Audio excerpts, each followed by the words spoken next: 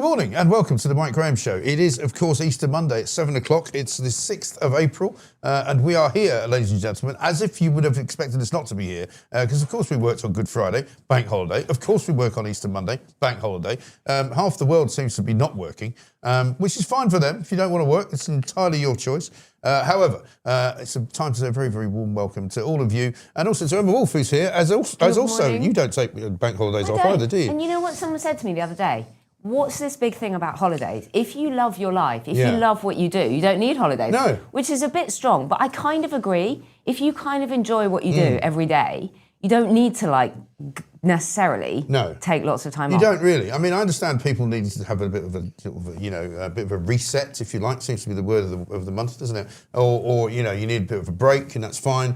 But if you do what we do, it's not working down a mine, is it? It's not like you're there for 12 hours and coming out and going, crikey, no, and you're not stacking shelves, but getting up at 3, 4 in the morning is pretty punishing. It is tough. Yeah, and this morning it was cold. Oh, very, very cold, Freezing. but beautiful and lovely and empty. And the cities, I don't know about every other city, but the city of London is completely empty. And there was a beautiful pink sunset over London Bridge. Yeah. And the roads are just clear. Right. There's been a pink moon, hasn't there, apparently, last couple of nights. I haven't actually seen it, but people keep telling me. I've seen the moon, but I haven't seen it. There's apparently a really big pink moon that can be seen. I didn't see it pink. I saw a supermoon on Tuesday or whenever it was, a few days ago. Okay. It's always around the 4th or the 5th. And are you following the Artemis moon Absolutely, shot that yes. Lots of people yes, are following? My little boy has been very excited. He would be, wouldn't he? Yeah, really. Because I told want to be an him, astronaut? When we went to bed, I said, we're not sure. We think it's going to take off. If the weather conditions are good, Cape Canaveral, all of that. So then in the morning, he was very, very excited and we watched it. And then we've been following all the photos. Okay. All the pictures. We got very excited here because I think on the first day that they had the live stream up, they weren't doing any better than we do. They had millions and millions of subscribers. 14,000 people watching the live stream. I'm going, that's how many people watch this Mike Graham show. I'm pretty excited about that. Mike, reality check. Yeah.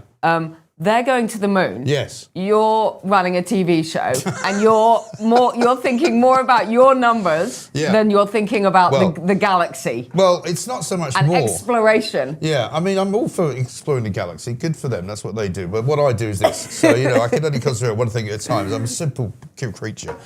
We've got loads of news for you this morning. Of course, much of it centred around Donald Trump. Front page is all full of it. New Trump deadline to open Strait or face hell. Trump drops F-bomb on Iran. Daily Mail. Yes. Now, I don't know whether I'm going to get you to read this out or me. No. Unhinged Trump fires tirade at Iran, says the Mirror. And then a couple of the others have gone with the airman who was rescued, who was shot down in the F-16, who appears to have been rescued at the last minute. So Donald Trump, people are asking the question, has he had some kind of breakdown? Has he gone mad? I mean, he did issue this statement in the early hours of Easter Sunday, right? And I've got permission to read it out from Pooch, because we did think we should clear this, first of all, before we actually went too far with it. And so, I mean, if I was to read it out, Pooch, are you able to put it up there? Or I'm not sure if we've got it, have we? I've got the headline there. I've got news. Have you got the actual Truth Social tweet thingy, that he put out? No, because you know what I've got? I've got a new beep button. So you say it, I can beep you. Oh, can you beat me? Okay, so here's what he said. He put it out, as I say, in the early hours of Sunday morning. Tuesday will be Power Plant Day and Bridge Day, all wrapped up in one in Iran. There will be nothing like it. Open the fucking crazy bastard. We're living in hell. Just watch, in capital letters, praise be to Allah, President Donald J. Trump. Yeah. I mean, that's pretty much the story, isn't it? That is absolutely the story. When that dropped on Truth Social, I mean, it was sort of yesterday afternoon, everyone was like, is he okay? Yeah. Is he? Okay, there's been so much quite fun, and this is a very serious issue, but let's just go with the fun side of it, which is, first of all, a few days ago, is he dead? Yeah. He's not going to Mar-a-Lago this weekend. Is he okay? Is he in hospital? Is he not? Is he there? Right. And then it was kind of, and then this dropped. Right. Because we haven't and he seen literally him, dropped an F-bomb. Yeah. He hasn't been seen. We haven't seen him. I think he made a 3 phone call. different Easter Sunday services he didn't turn up for. Right. Which is unusual. Okay. And he made a phone call, I think, to somebody. So he did McDonald's. like a telephone interview. But the funny thing as well about Donald Trump is he doesn't drink. There we go. Yeah, he doesn't drink. No, exactly. So he can't. I mean, he drinks Coke. He drinks a lot of Coke and eats a lot of McDonald's and watches a lot of cable TV. Yeah. But he doesn't drink, so he's not it's not that, oh, it's a late night one, tired and emotional, he'll have to delete that in the morning. Yeah, and he hasn't deleted it as far as we know. But when I read it in his, and I'm going to just read it again. I mean, because you've got the ability to bleep it out. I know it's early in the morning. If the bleeps don't work, I apologise to anyone who's got kids listening, but it's the way he says it, and you can imagine it in his voice, right? I know. Tuesday will be power plant day. One second, Mike. Because he's also said that he blew up a bridge yesterday, Bridge Day. Pooch is a bit of a bear. Don't worry. So let me know when you're ready. And so power plant day means he's going to blow up a load of power plants. Yeah. Bridge day means he's going to blow up a load of bridges. So here we go, right? We ready? Yeah. Tuesday will be power plant day and bridge day, all wrapped up in one, in Iran. There will be nothing like it. Open the straight, you crazy living in hell. That worked. Just watch. Praise be to Allah. President Donald J. Trump. And it's the praise be to Allah bit at the end as well. Because it was issued on Easter Sunday. Yeah. Open the effing bridge, you crazy bastards. I mean, you can't say that, and he does. Yeah, I know. And I mean, I was listening this morning to some sort of various different bits of political and military analysis. And of course, a lot of the military guys are now saying, he really doesn't want to escalate this, because if he does escalate it and starts blowing up a load of bridges in Iran, they're going to start blowing up a load of bridges all over the Gulf. Of course they are. And they're just going to fight back. They're not going to roll over. It's such a dangerous time. Yeah. But the thing is, he keeps extending this deadline. That's the other thing. This ultimatum. Right. It was originally expiring about 2 weeks ago. Then he extended it to 10 days. Yeah. So the deadline was going to expire today. Right. Well, it's now been extended till tomorrow. Right. So the ultimatum is Tuesday. And he's still saying that we're negotiating, and in the midst of all of that, he says that. It's just kind of doesn't really make any odd sense. because he also, as you say, he also says that talks are going well. They're not. I mean, I know we shouldn't be laughing, but it's kind of a comical situation. It's very comical because of these things that he says. And it's so difficult. And one of the things that the military people are saying is it's so difficult now to kind of work out what he's going to do next, or what he's going to say next, totally unpredictable. how it's all going to go. Yeah. I was listening to a guy talking about NATO's role and how NATO will not now join in, because why would they? If NATO's not running it and Trump's running it, they don't really know what he's going to do, so they can't necessarily work with him. Well, okay, here we have. And I'm a supporter of Donald Trump's, by the way. Yeah. And I am mostly, I'm a supporter of someone who knows his own mind, who gives strong leadership and all of that. Everything that Starmer doesn't do. Yeah. I mean, this stuff is the polar opposite of Keir Starmer, who couldn't even issue a shopping list, let alone a kind of statement, could he? No. But apparently it's all okay, because we have this pathetic military conference happening tomorrow, where they're going to discuss options in the UK. Options for what? Well, safety, practical military planning after we open the Strait of Hormuz. Yeah. Well, you're not doing anything about reopening the Strait. Absolutely not. Well, there's nothing they can do, because but Britain at least has one Donald ship, Trump.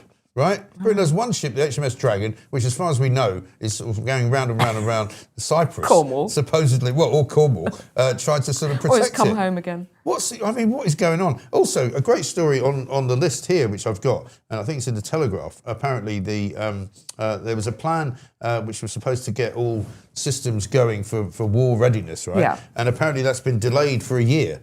So the fact that the country is not going to be ready for war for a year would suggest that that's a bit far away, isn't it? Okay, and meanwhile, we have prices, nearly £2 for a litre of diesel. Yes. Prices are going up. This is only going to get worse in terms of the real stuff, not just the funny Donald Trump, crazy posts. Right. But the fact that global energy prices are soaring. Yeah.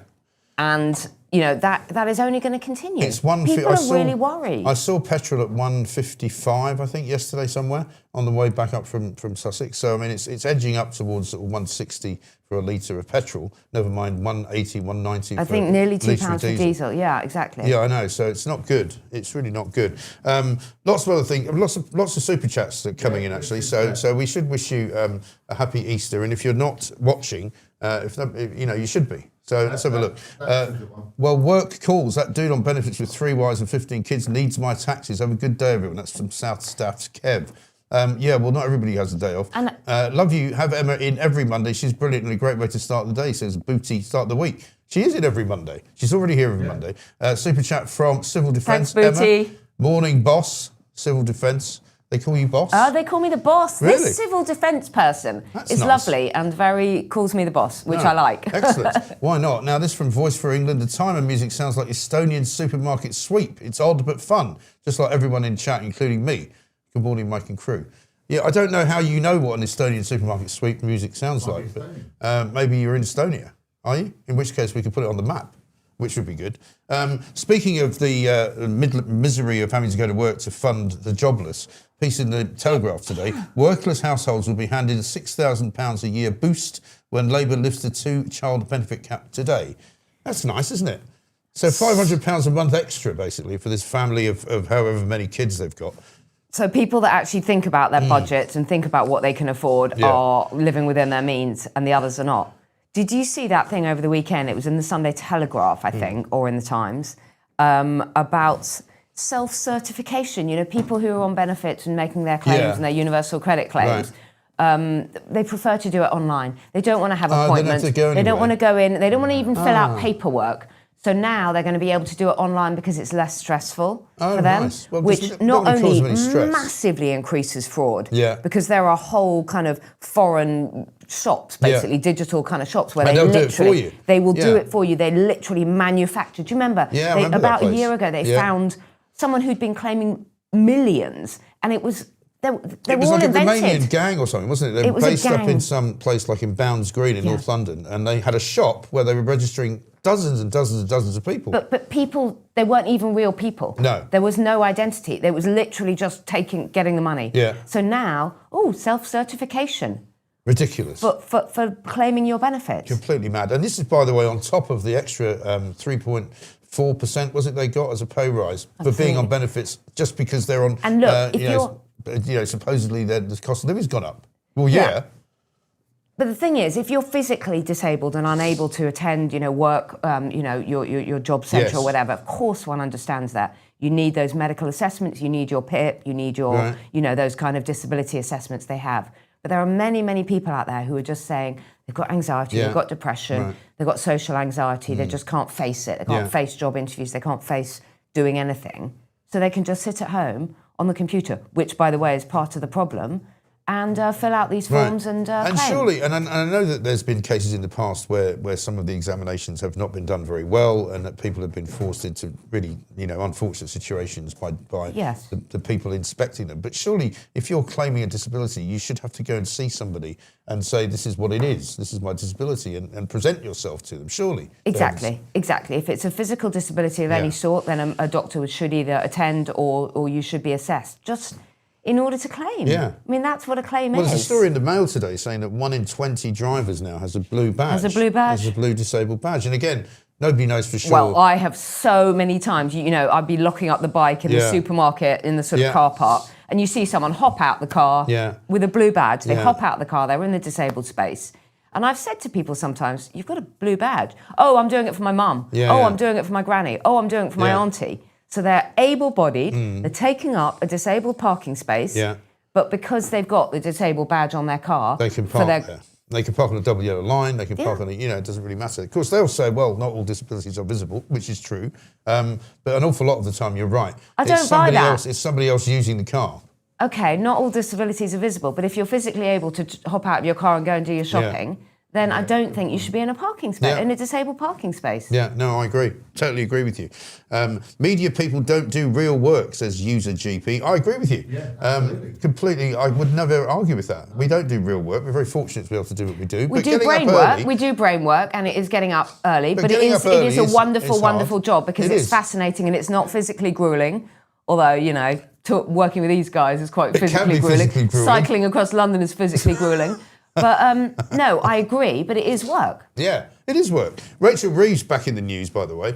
So we've got a poll about her. Should we play the clip first? Yeah. Rachel Reeves, this is her back in 2022, which of course was before she got elected and became the Chancellor of the Exchequer. I can't believe still I'm saying that she is the Chancellor of the Exchequer. But this is from 2022, when she had a slightly different view on the VAT on things. Have a look. At the moment, VAT is charged on gas and electricity bills. So every month when we pay those bills, 5% of the money goes to the taxman. the government could immediately and automatically reduce the bills of families and pensioners and everyone across the country by reducing that rate of VAT from 5% to 0%. The Conservatives are now the party of high tax. On their watch, the tax burden is the highest in 70 years. I worked as an economist at the Bank of England before entering politics. I know what it takes to run a successful economy. God. That was just a joke figure there, isn't she? So the poll we've got, because somebody very kindly sent me a whole bunch of stuff at the weekend, people who want bumper stickers and things. I got a copy of her new autobiography, which is here. There you go, Richard III. Very good. The King's Grave, The Search for the King's Grave. This is. That actually looks like a really interesting book. It is actually, yeah. And it says here on the 22nd of August, 1485, Richard III was killed at Bosworth Field. His victorious opponent Henry Tudor went on to found one of our most famous ruling dynasties, and Richard's body was displayed in undignified fashion for 2 days. And this is now 50 years later. The King's Grave was lost. So it's quite interesting. I might have a read of this later on.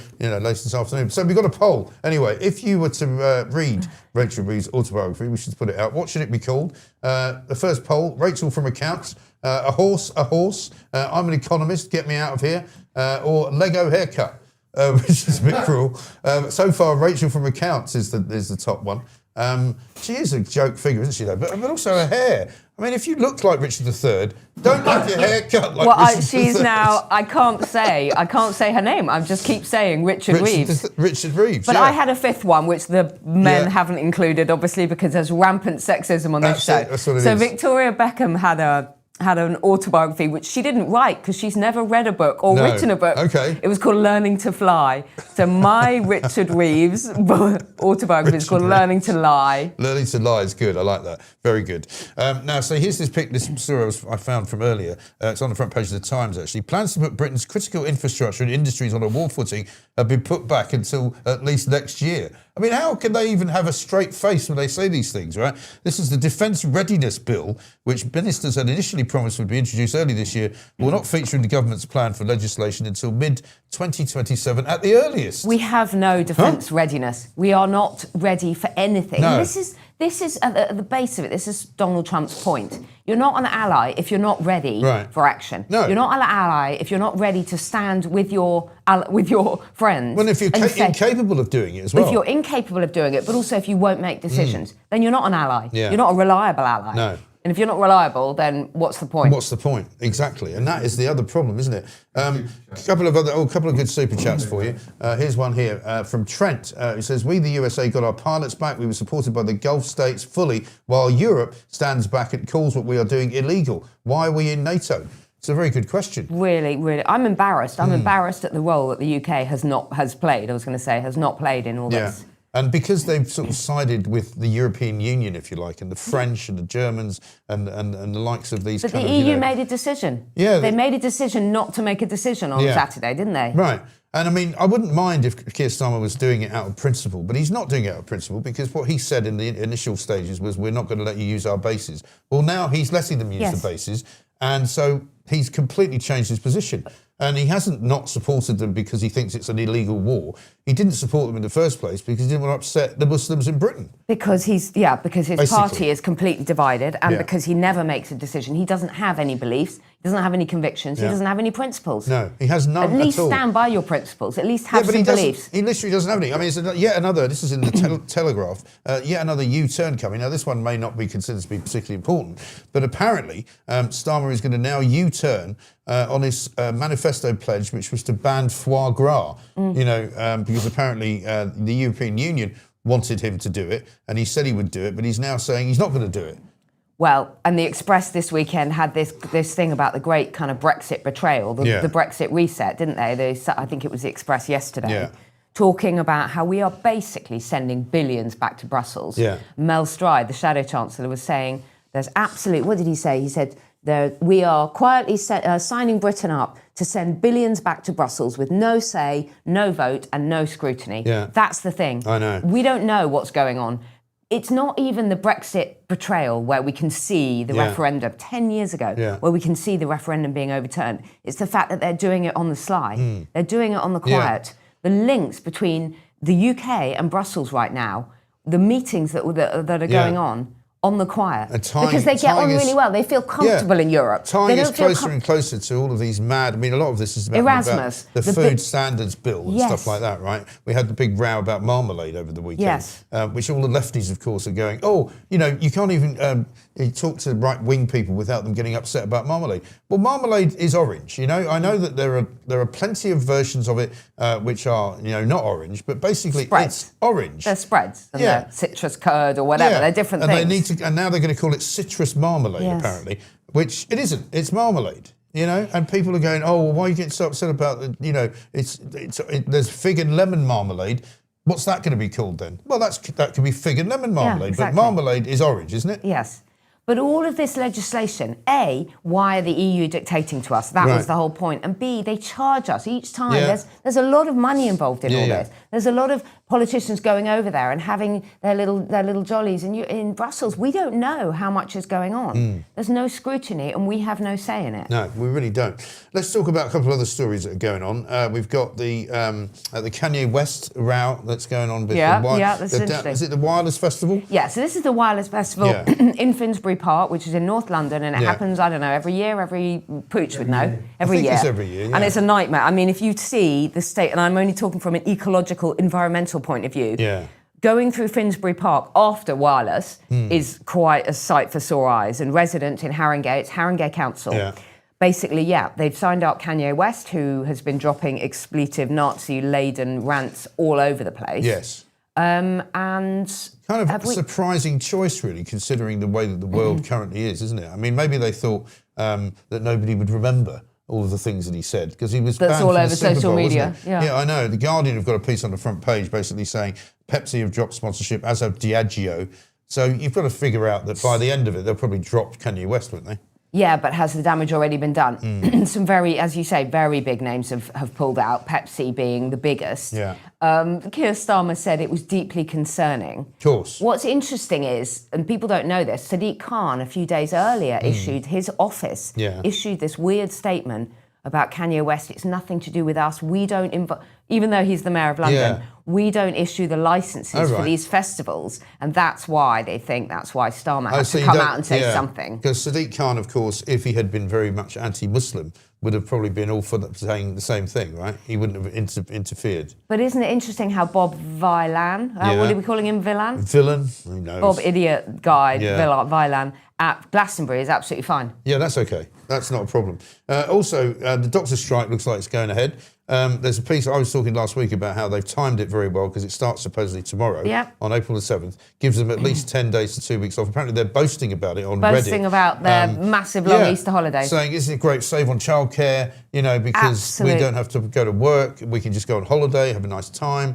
And, you know, Wes Streeting's begging them in the Sun today not to call it off, basically, but they're still doing it. Well, do you remember Starmer came out last week and said, you know, this is not acceptable and la la la la la. I mean, those words have had absolutely zero effect. What are they asking for now? Something like 26%. Another 26%. Increase. What they want is to have, if it succeeds, they will have had a 56% pay rise within 2 years. That is staggering. 56%. Oh, it's not a pay increase, it's restoration. Pay well, restoration. Well, I'd like a pay, so for would goodness sake. I'd like a pay restoration for all the tax I paid, which I paid just before Christmas. But it's okay because it's going to look after these huge families and new arrivals in the country. I know. Here's all one good. for you, though, which I thought you'd find interesting. Pregnancy deaths in the NHS on the front page of the Times at the highest level for 2 decades. There's an awful lot of problems in this sort of obstetrics, isn't there, in the NHS and maternity wards. There really are, and I think it's seen as very high risk now, and it shouldn't really be. Yeah.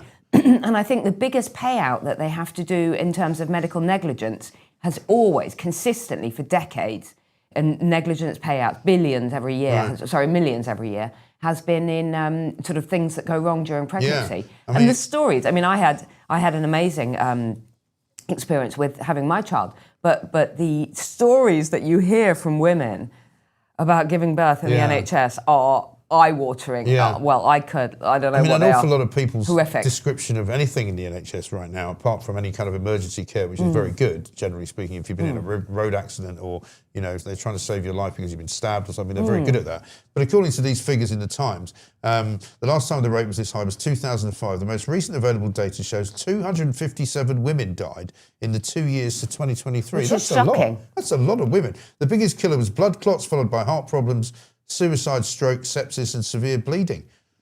I mean, that's quite a lot of people, isn't it? I know. And it's totally unacceptable. I'm just thinking maybe if you are high risk, if you are very obese, I would imagine that pregnancy and childbirth, I don't know. I don't know, but I would imagine that that they then become very high risk events. But it's not, it shouldn't be that high. A couple of other ones for you. Waitrose sacks worker for shoplifting, or for stopping a shoplifter rather. This story broke yesterday.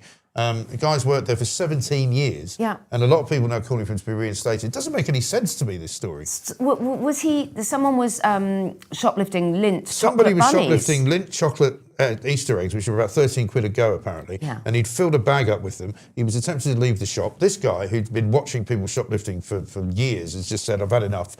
Pulls the bag breaks.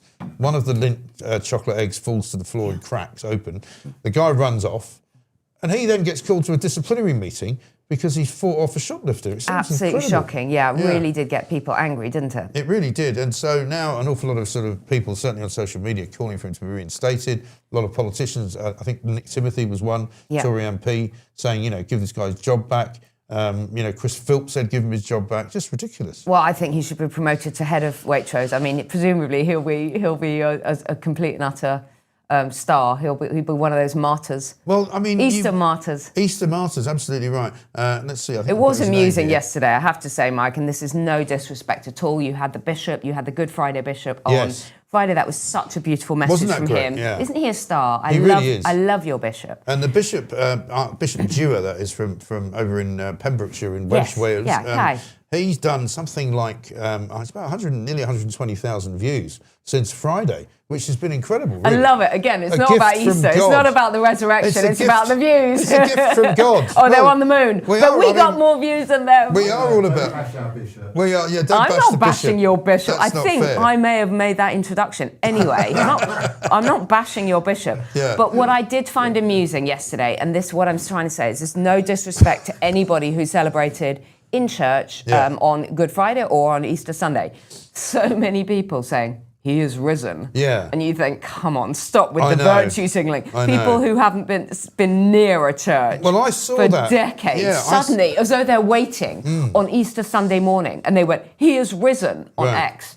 Something's just fallen off your studio. I didn't see that. Sorry. A bit of soundproofing. A little bit of soundproofing. Yeah, it's because we're making such great noise that it's probably dislodged. He is risen. Well, there you go. Yeah, that's the sign. The miracle. Yeah, it's a sign. It happened. Yeah. Well, I noticed as well I think it was yesterday that one of the things that was trending on Twitter was Christ the King. And it's the same kind of thing, isn't it? So, I mean, I get that there's a sort of a resurgence of Christianity, partly as a result of a lot of the kind of the Muslim stuff that's going. Very performative Christianity. And a lot of people that I didn't realise would say these things are now beginning to say them. That's what I'm trying to say. No, you're absolutely right. People that you've been in a bar with the night before, suddenly, he is risen. He is risen, yeah. From Donald McLeod, that one. Oh, yeah, here we go. What's it say? Where's my what? Where's my Easter egg? I've eaten it. I thought you were dead. That's not bad. That is really good. We've got some more super chats, I think, coming in, haven't we? Because everyone's got to run. Well, I'm trying to stop Ludo, I know you want your Ludo update, trying to stop him eating his body weight I've got like hundreds of Lindt Easter bunnies everywhere. I mean, I'm trying to ration them. Yeah. I didn't eat one, actually. How much chocolate can one child eat for breakfast? I mean, they can eat as much as you've got, basically. I think that's the answer. I lost 60 pounds waiting for surgery. Now I have got a pot. I removed my own tooth. I would rather work, says Happy Bear. I presume that's about claiming Did you deliver your own baby as well? Yeah. I have a big tax bill. Not sure I should pay it. Any thoughts? All advice welcome. Happy BH Monday. BH? Bank holiday. Bank holiday, okay, my advice, don't pay it. I think we should I think civil disobedience is the way to go. I think, you could try it, but you're not going to get very far. But if you wrote to the HMRC people and said, look, as a result of the way that this country is being stewarded, I really don't think I want to give any more money to you on the basis that you're only going to waste it. Right? The weird thing is, when you try and return things to them, when you try and say, "Oh, I don't need my pension," or they can't deal with that. No, they can't deal with that. But if you default on a penny or a tenner of your tax bill, even a day late, they'll be after you. Unless you're Angela Rayner, because they're now saying, the Angela Rayner lot are saying it could be another 2 years before they sort out what tax Absolutely shocking. Incredible. There she is, tax dodgers. Thank you very much indeed. Morning, Mike and Emma. So good to hear such common sense first thing on Easter Monday morning from loyal DW. He is risen. He is risen, yeah, absolutely right. Now, you're risen now because you've got to go, haven't you? Emma, great to see you. He is cycling. He is cycling. Look out for, the second coming because it is Easter Monday. And you never know, do you? I mean, something's fallen off the ceiling here. So the clocks are all telling the right time as well now for a change, which is nice. International clock on par. They've caught up with the Mike Graham it's show. It's on par with the real time. It's fantastic. Absolutely brilliant. Great to see you, Emma. Have a lovely rest of the Easter. And you've still got another, week of school holidays to go? 7.5 days left to go. That's however many hours. God bless you. I can say that now because everybody's saying it. Anyway, this is the Mike Graham Show. It's time for some... by the way, we've got Fiona, haven't we, now still with the news because Edward Hughes still on suspension as a result of his activities of last week. So we've now got Fiona McLeod instead with the news headlines. The Mike Graham Show is smashing it all over the airwaves. Good morning, I'm Fiona McLeod. Happy Easter, everyone. I'm currently in the US Virgin Islands for a much-needed break on the invitation of a fellow newsreader. It's bliss. Today marks the start of the new tax year with major changes hitting households and benefits. State pensions rise by 4.8% under the triple lock. The full new state pension increases to £241.30 per week, while the state pension age begins rising to 67 for some people born in 1960. The government is reforming welfare. New universal credit claimants with health conditions will receive a lower monthly health element of £217, aiming to encourage work and save £1 billion, while existing claimants keep the higher rate. Around 300,000 home workers lose their £62 to £124 annual tax relief for additional household costs. Other April shifts include higher statutory sick pay, family leave payments, and new employer record-keeping duties for annual leave. That's the main domestic picture. A day of financial and benefit adjustments for millions. Remember to like and subscribe. I'm off for sex on the beach. The cocktail, that is. See you later, alligators.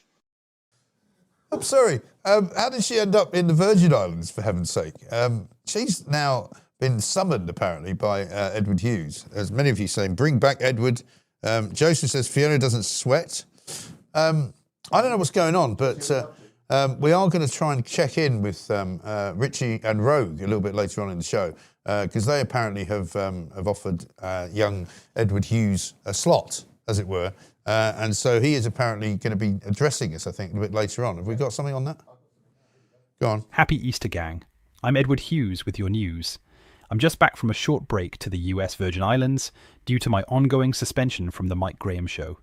It's really dragging out, folks, and my lawyers are on the case. So in the meantime, here I am on the excellent Richie and Rogue Show. This is in no way moonlighting. The Iran war... Well, I think it is actually moonlighting, Edward. So anyway, we'll have to deal with that. That's not going to help you with your case, I'm afraid. Whether the HR people have got a view, we don't know because they don't work on bank holidays, obviously. So we'll find out on Tuesday. Fiona should be in a bikini with that, but steady, Fraser. You know, we can't be doing that sort of thing. It's very early in the morning, 7:34 to be precise. And bring back Edward Hughes, says Cindy Smith on the super chat. Listen, the most ridiculous thing that we have going on here is the row going on between the Edward Hugheses of this world and those who don't like Fiona McLeod. There's an awful lot of people who don't like Fiona, which they're mostly the women fans of the show who don't like her. I don't know why that is. Is it because she's a reasonably attractive woman, or has that got something to do with it? Or I don't know. I like Edward Hughes, says Sandra. He adds a little humour. I miss him. Well, I'm sure he'll be very pleased to hear that. Thank you for that. Let's have another run through some of the paper headlines, shall we? Because we've got those here before we speak to our first guest, who's Keith Prince, who's a Reform councillor. The Times front page goes, new Trump deadline to open the Strait or face hell. President's tirade as US colonel was rescued from Iran. These are the things that happened on Saturday. Basically, Donald Trump gave Iran 48 hours to comply before all hell will rain down on you. Glory be to God, he said. But then he's got into a bit of sort of Easter mode there as well. Excuse me for just unbuttoning my shirt here. I'm only doing it because I have to figure out, because I forgot to do this earlier, Pooch. I forgot to put the, when? Oh yeah, but Pooch got a bit sort of he got a bit leery a couple of times because when he was putting the when he was putting the wire inside my shirt, there was a bit of unnecessary touching, which can happen, right, by accident, and we both felt a bit uncomfortable with it, so I do it myself now. But sometimes I forget. Here's some of the other developments in Africa. In Iran. The religious overtones of Trump's messages were unmistakable on a weekend when the Pope celebrated his first Easter Mass as pontiff and said, "Let those who have weapons lay them down. Let those who have the power to unleash wars choose peace." Well, that's all very well for him to say, isn't it? You know, the Pope doesn't have to worry about, terrorist attacks from the Iranians. Other developments are Iran's Islamic Revolutionary Guard Corps, the IRGC, claimed responsibility for attacks on petrochemical plants in the UAE, Kuwait and Bahrain. Lieutenant General Eyal Zamir, Israel's military chief, visited troops in southern Lebanon and pledged to intensify strikes against Hezbollah. A 4-year-old girl was among 7 killed in an Israeli strike in southern Lebanon, according to the Times. And 4 people were injured in the northern Israeli city of Haifa, including a baby after a residential building was hit by an Iranian ballistic missile. So, of course, I guess we could do the Trump scenario once more, should we? A lot of papers, including The Sun and The Mirror, going on Got Gun. Airmen rescued by elite forces. Donald Trump yesterday hailed the stunning rescue of a Top Gun airman missing in Iran for 2 days as an Easter miracle.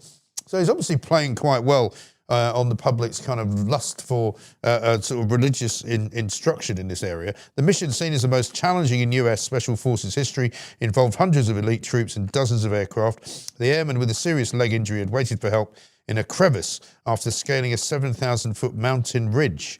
After he was flown by helicopter to safety, President Trump wrote online, "We got him. We will never leave an American warfighter behind." So quite a dramatic weekend, really, all told.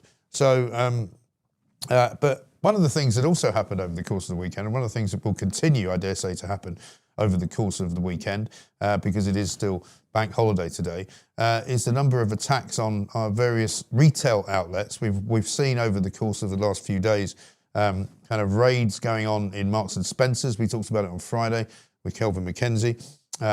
We had another attack on a Sports Direct shop where a bunch of kids just decided to kind of try and force their way into a locked up and barricaded shop. We also saw some kids jumping on the top of police cars, jumping up and down, trying to smash the windows. The police seemingly incapable of doing anything about it.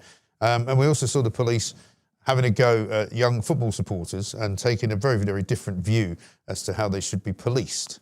So we can talk about all of that coming up. Will Geddes is going to join us. Godfrey Bloom is here as well, former UKIP MEP for Yorkshire and the Humber. Right now, though, let's speak to Keith Prince, Reform UK member of the London Assembly for Havering and Redbridge since 2016, a Havering councillor, former Conservative. He defected to Reform and gave the party its first official grouping on the London Assembly. Keith, very good morning to you, sir. Good morning. How are you? Very well indeed. A very happy Easter to you as well. I guess lots to talk about this morning in terms of the way that London is being run. I mean, it was already pointed out in the by Ember Wolf just now about the Wireless Festival and Kanye West deciding to come and headline it. Sadiq Khan doesn't think he needs to get involved in that, which I found interesting to say the least. Well, that's typical Sadiq, isn't it? You know, he doesn't want to get involved in anything that doesn't shower him in glory, I'm afraid. No, but he also doesn't want to get involved, apparently, in criticising somebody who's famous for criticising the Israelis. Well, you know, that's a difficult one. We know where Sadiq stands on all these issues. And, you know, I think he really does need to step up and become a mayor for all Londoners. Yeah, he really does. And also one of the things that's happened over the course of the last few days, I suppose, partly because of these shoplifting sprees that are going on in shops in and around Clapham and other parts of London. You know, this nonsense that London is a very safe city, that London is absolutely no problem at all. There was another, I think it was a fatal shooting in Woolwich just the other day. You know, he can't continue to just keep saying that London's the safest city ever and expecting anyone to believe him, can he? Well, nobody does. No, very few people believe anything that he says, even himself, actually. You know, I've got him on record as admitting that some of the claims that he makes prior to an election, he doesn't really mean them. You know, It's just for other people to believe. Yeah. I don't see how anyone can feel that London is a safe city. There's no evidence to support that at all. No, there really isn't, because all the statistics, aside from the one statistic that he quoted, which was the homicide rate, are going up, aren't they? I mean, every single metric that you measure crime by. They are, and 32% of knife crime is committed in the capital. 46% of knife point crime is committed in the capital. There are no figures that support Sadiq's manufactured figures, and you'll find whenever he does quote a reference, he'll pick a convenient year when any particular crime was at its all-time high in order to show an improvement. But actually, as I keep saying on that, and also on transport figures and net zero and everything else, the measure should be from when he took office. Yeah. And if you look at those measures, there's virtually no figures at all that show there's been an improvement. Yeah. No, it's absolutely ridiculous. And he's very, I mean, we've seen it before when he's been trying to sort of be funny around sort of mayor's questions when he'd be quizzed by anybody from any opposition party, but quite often by Susan Hall when she was leader of the Conservatives, which you were once a part of, you know, where he just wouldn't answer any questions. He just seems to revel in the fact that he just sits there like a little tin pot dictator, and it's almost like, I'm not actually going to answer that. Well, I think both Susan and Emma will say that they believe he's misogynistic and that he never answers any of their questions. Yeah, no, quite. And how are you finding being a Reform councillor? You know, there's a couple of you now. You're able to sort of form yourselves into some sort of group, small grouping, all but perfectly formed or whatever. How are you finding it? Well, being a man of limited stature myself, I always believe small is beautiful. You know. It's great working with Alex on the Assembly. He's got such enthusiasm, and of course now we can put down motions. More importantly, we can put down amendments, and we can actually show Londoners that we care. And it's very interesting when we see the subjects such as it's not a crime, but certainly it's a very bad situation where drivers get a very bad deal. 25% of routes don't have a toilet at the end. We put down a motion which could have put a toilet at the end of every route, and all the people who keep crying about it, Labour and the unions and the Greens, none of them voted for it. Yeah, we call them out all the time. And what's your take on the Greens? Because there seems to be a kind of surge going on at the moment in British politics, or certainly English and Welsh politics, perhaps, that the Greens are kind of on the rise, which I find quite extraordinary, really. But there was a poll at the weekend, wasn't there, that showed the Greens actually, if not sort of touching reform, kind of possibly overtaking reform. I'm not sure I believe it, to be honest. But, I mean, a lot of people think they're going to do very well in the elections in May. Well, I won't have any Greens touching me, I can assure you of that, mate. They are trying to jump on populist views. I think this is more really about the collapse of Labour. And of course, as we know, the Greens are taking the Gaza corner, and I think that's bringing them a lot of support in the London area, but it's also backfiring quite badly on Zach. Only last week, they had to go into our town hall in Havering, where I'm a councillor, and remove one of their candidates because of anti-Semitic comments. Right, yeah. And also they're having a bit of a problem, aren't they, with some of their sort of Islamic supporters who are watching some of the other things they're doing, like the dancing in the streets in London, up on stage with sort of guys in bondage gear and you know, all of that kind of, you know, freedom of expression, if you like, which doesn't exactly tally with an awful lot of people who are socially conservative. Well, sorry, just makes me laugh every time I think of it. When you have a leader who believes that he can hypnotise women and enlarge their breasts, I Yeah. think there's everything you need to know about the party. Yes, indeed. And what about your own chances in the London elections as Reform? What are you what are you looking at, and what are you expecting, and what would you like to get? Well, we'd like to completely control the whole of London, of course. That's what we would like. But in reality, I think we could go as far as 5 councils.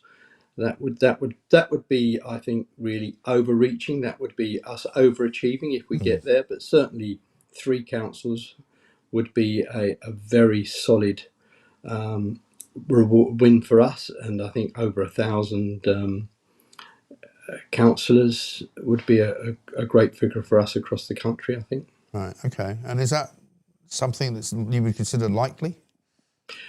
On the 3, I think it's quite likely.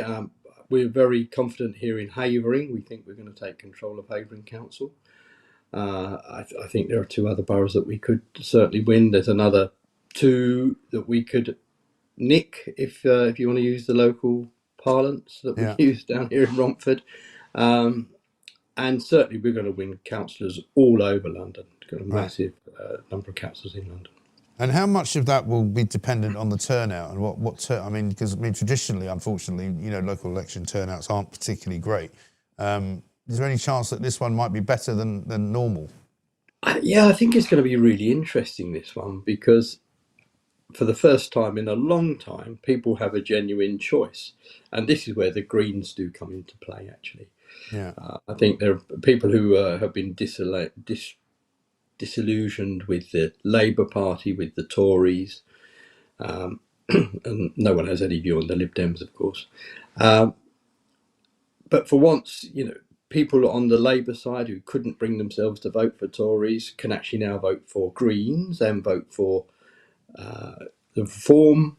And again, people who are, in theory, very keen on the green side of things, on the environment, they have an alternative to Labour. And disaffected Tories have an alternative to the Tories in the shape of Reform. So, and also you have in London, certainly in my area, a lot of independents. But they've really been a protest vote. But they can now come out and vote for a party they really believe in. If they believe in Reform, they can come to Reform. If they believe in more environmental things, they can come and vote for the Greens. So I think it's going to be really interesting, and there could be a higher turnout, or it could be the situation where everybody's completely fed up. The Tories have failed, Labour have failed, and they just say, "A curse on all your houses. I can't be bothered to leave my sofa." Yeah. Well, there's always that possibility, I suppose. But a lot of people also saying this is the sort of beginning of the end of the 2-party system. Do you think that's true? I do, yeah. Well, certainly for local politics, I think there's no doubt people have a real choice. There's a lot of, say, in Redbridge, my other constituency area, there's a big rise in independence there. It's always been a thing in Havering. It's never been a thing in Redbridge. But now there's a big independent swing over there as well. Yeah, absolutely. Well, it'll be fascinating to see how it all works out. Keith, good to talk to you. Thank you very much indeed. Keith Prince, the Reform Councillor in the London Assembly, and also in Havering Council, which he's pretty confident they are going to actually win with probably some ease. We shall see. We've got Will Geddes coming up very shortly. We're going to be telling you what he's got to say to us. We'll ask him about this amazing rescue mission of the American pilot who was rescued, which Donald Trump is calling an Easter miracle, by the way. But let's have a couple of messages as well. Because a couple of things that happened over the course of Easter was that I'm afraid to say Carol Vorderman is back. Remember, she disappeared for quite a long time after Labour got in because it was so useless. She didn't really have much to say about them. But now she's back because she's got lots to say about reform. She doesn't like Nigel Farage very much, amazingly. Have a look at this. Happy Easter, you beautiful people. The Easter Bunny has arrived with some good news because Nigel Farage, the lying charlatan who we know and loathe, is going down, down, down in the latest polls.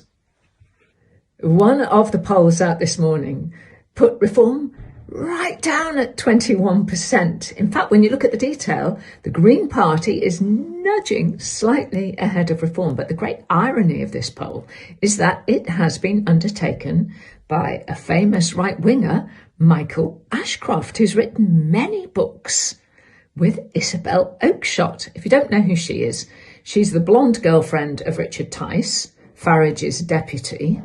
And she's the one who scarpered off to Dubai saying, oh, the VAT on private schooling's too much for me. And a second poll out today, which has been conducted by Maureen Common up in Scotland, show Reform diving there too. They're now well below Labour in the polls. SNP way out ahead. And now Reform are in third place. It's been such a tough week for Nigel. So, happy Easter bunnies. Reform. What a strange woman. Sandra here says she looks like a blow-up doll. She actually does. She looks like a hamster now, Carol Vorderman. It's a shame because she used to be, a relatively normal individual. I don't know what happened to her. She went a bit mad. AKA Mrs. Botox, says KB. Yeah, I mean, very odd-looking woman. Vorderman is not handling old age very well. No, I don't think she is. Carol Modern, AKA Mrs. Botox. That's from KB. Yeah, I'm delighted to say Will Geddes has joined us. Will, good to see you. Hello, mate. How are you? Very nice, very well. Happy Easter to you. Yeah, happy Easter to you too. I hope you had a nice Easter egg hunt and went to church. We were meant to have an Easter egg hunt because we were going to do it for Ziggy. He would have loved it. But things changed on the Sunday, and my son and his mother had to go off and see her other son, who was in Brighton. And so Ziggy didn't get, because we were going to hide, the idea was we were going to hide a load of boiled eggs around the garden, because he likes a boiled egg to Ziggy. He eats the whole thing, shell and all. Just eats the whole thing. He really likes the shells for some reason. He's lovely. I feel very lucky and privileged that I have actually met Ziggy. You have met him, haven't you? He's a sweetheart. And so he didn't get it, unfortunately. He didn't get his Easter treat, but we did have some lamb, and so that's his favourite thing to do. I'm sure he loved that. On Saturday, in fact, we had that. And he refused to go. He was supposed to go and visit his grandmother in the car, and we couldn't get him in the car because he wouldn't leave the kitchen because he was like guarding the lamb. He was probably having a bit of a food coma. He was in a food probably coma. After all the food. Yeah, he was absolutely right. So anyway, so listen, lots to talk about this morning, including this amazing story about the miracle of Easter. Pretty amazing. Donald Trump. Yeah, pretty amazing. This guy was quite badly injured. The airline, the F-16 pilot, who had found himself halfway up a mountain, 7,000 feet up a mountain. Tell us what you know. Yeah, so it's an F-15, which is a very capable jet, which got shot down. There are two crew. There's the pilot and there's the weapons systems officer. And the pilot they separated. They both pulled their ejector seats, popped out. Right. The pilot landed on low ground. But the weapons systems officer landed on rockier ground and sort of high ground, far harder to extract from. So the pilot was rescued only a little while later, so he was pretty easy to get out. Right. But the weapons systems officer was also very badly injured. Right. Now, what people don't understand, because they see it in the movies, is when you eject out of a jet, it will cause massive trauma to the body. It can even cause spinal injuries as well, because the velocity of you getting pushed out. Because you're flying at what sort of speed when you do I mean, you could be, I don't know, not having been a pilot, not sure, but certainly blooming fast. Let's say that much. So anyway, what happened very, very, very quickly, because wait for the Netflix movie, I'm sure it's going to come out. But what happened was basically the weapons systems officer, less easy to get hold of, he started obviously making his evasion from inevitably the Iranian troops that were going to come in and try and capture him. Right. And bearing in mind, they were all offered a $60,000 bounty to whichever Iranian troop caught him and captured him. So obviously he was working against time. Now, although he was really badly injured, he managed to move at least 20 kilometres and 7,000 feet in sort of in altitude, up into the mountains. So he hid up there, and what he had with him was just the basics that a pilot will be given: a 6-hour small arm, a water purification tablet, a small med kit, and an emergency beacon. Now the emergency beacon he sort of triggered and pulsed momentarily, so because obviously he had to be conscious that the Iranians wouldn't pick up on him as well. And then to cut a very long story short, and it is an amazing story, so I definitely recommend people have a good read up on it. SEAL Team 6, DevGru, were sent in to go and rescue him. Two C-130s, which are big cargo planes. I've travelled on them a few times, certainly in Afghanistan. I've been on one of those. Yeah, they're great. They landed to try and extract them. They got stuck in the mud, so they were then on the ground for a little while later. An A-10 Warthog, which is one of those lovely planes that you see which have the fast-moving munitions coming out there as they go in, were killing anything that came within 3 kilometres of them. And they eventually pulled him out, got him out. But they burnt out a couple of the two C-130s and a helicopter that got stranded. That's standard, even though Iran's claiming that they got them. Oh, so they're just saying they left them behind, basically, took everybody out. They're saying that, they burnt them out, but the US there was a CIA deception campaign. Designed to confuse the Iranians by saying that the flyer had already been found. And they pinpointed a sort of fake location to sort of lead them astray, as it were. It is quite a fascinating. And there were Reaper drones overhead. I mean, you want to see the full might of the American military. I mean, that really was brought to bear on this operation. Right. And I mean, we should, I suppose, if we can, repeat the Trump message. Two messages.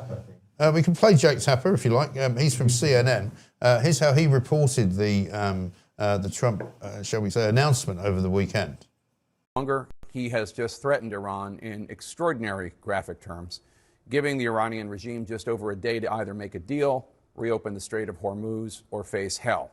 If your children are watching, be warned, the president did not use polite language. Quote, Tuesday will be Power Plant Day and Bridge Day, all wrapped up in one in Iran. There will be nothing like it. Open the fucking strait, you crazy bastards, or you'll be living in hell. Just watch. We should note that destroying civilian power infrastructure is generally considered to constitute a war crime under international law, though the president could argue that the infrastructure has dual use and also is utilized by Iran's military. Let's get right to... That's Jake Tapper on CNN. They're not holding back. We actually bleeped it out. We read it out a bit earlier. But he also said this. We got him. The United States military pulled off one of the most daring search and rescue operations in US history for one of our incredible crew member officers, who I'm thrilled to let you know is now safe and sound. And there's a picture, which most of the papers have got this morning, of the wreckage of the stranded US F-15 in the Iranian desert. And it looks like a sort of scene from hell, doesn't it? It does. Because I guess an awful lot of Iranian terrain, if you like, is desert, right? Yeah, absolutely. But the most important thing is burning all this stuff out is really, really important, particularly the craft that was stranded there. It's like, standard operating procedures, if you are potentially going to be captured as a troop, will be to zero out everything you've got, zero out your GPS, destroy your communications where you can. But it's this emergency beacon. I mean, hey, I've got an emergency beacon on this. Similar sort of thing. This is the night mission emergency. Well, it's so dangerous there. Mike, Sadiq Khan's London. What can I say? You never know when you have to let the beacon out, Well, I got my first one of these when I went to Iraq. And it's a similar sort of thing to what he had, but much more. He has something much more sophisticated. But it sends out basically a distress signal. This one's just permanent. His he could turn on, turn off, which is really important for those guys.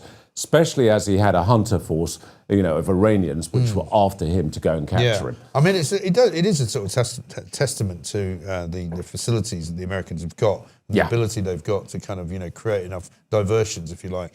Because he was on the ground for quite a long time, wasn't he? He was on there for 2 days. Right. So they crashed on the Friday.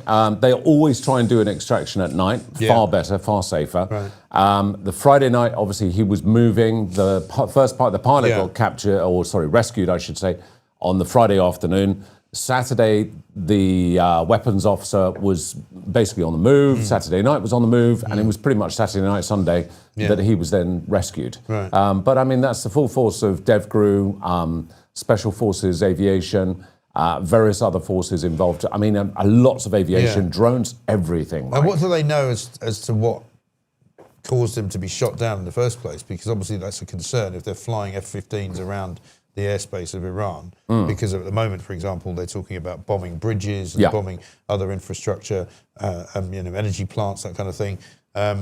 Presumably, the Iranians have still got the technology and the capability to shoot planes down. They do, and this is the worrying thing, because Again, Trump has been his own worst enemy in so much as he's been coming out with all these statements about we've won, the fight's over, and then he's coming out with these kind of messages like this last one he put on Truth Social, which is all a bit desperate. You know, it's a little bit too that sounds a bit too shouty and a bit too angry and a bit too, I want to get this done and dusted. IDF have estimated that the Iranians still have at least 1,000 ballistic missiles, which could range to about 4,000 kilometers, which means that they could get quite far into the heart of Europe, that's for sure. Not that they wouldn't be shot down by Allied countermeasures, but the one thing that you're absolutely right about is Iran has got a great deal more still in the armory than we know, and what we potentially realise, and I think more importantly, what Trump actually realises. And they're putting up a heck of a fight. And I think Trump's bitten off a little bit more than he can chew. That's the thing. And I was listening this morning to a couple of NATO kind of advisors who were saying things like, you know, NATO will not join the attack on Iran because NATO would only do so if they were then in charge of it. So they wouldn't wish to kind of join in, if you like, with the Israelis and the Americans.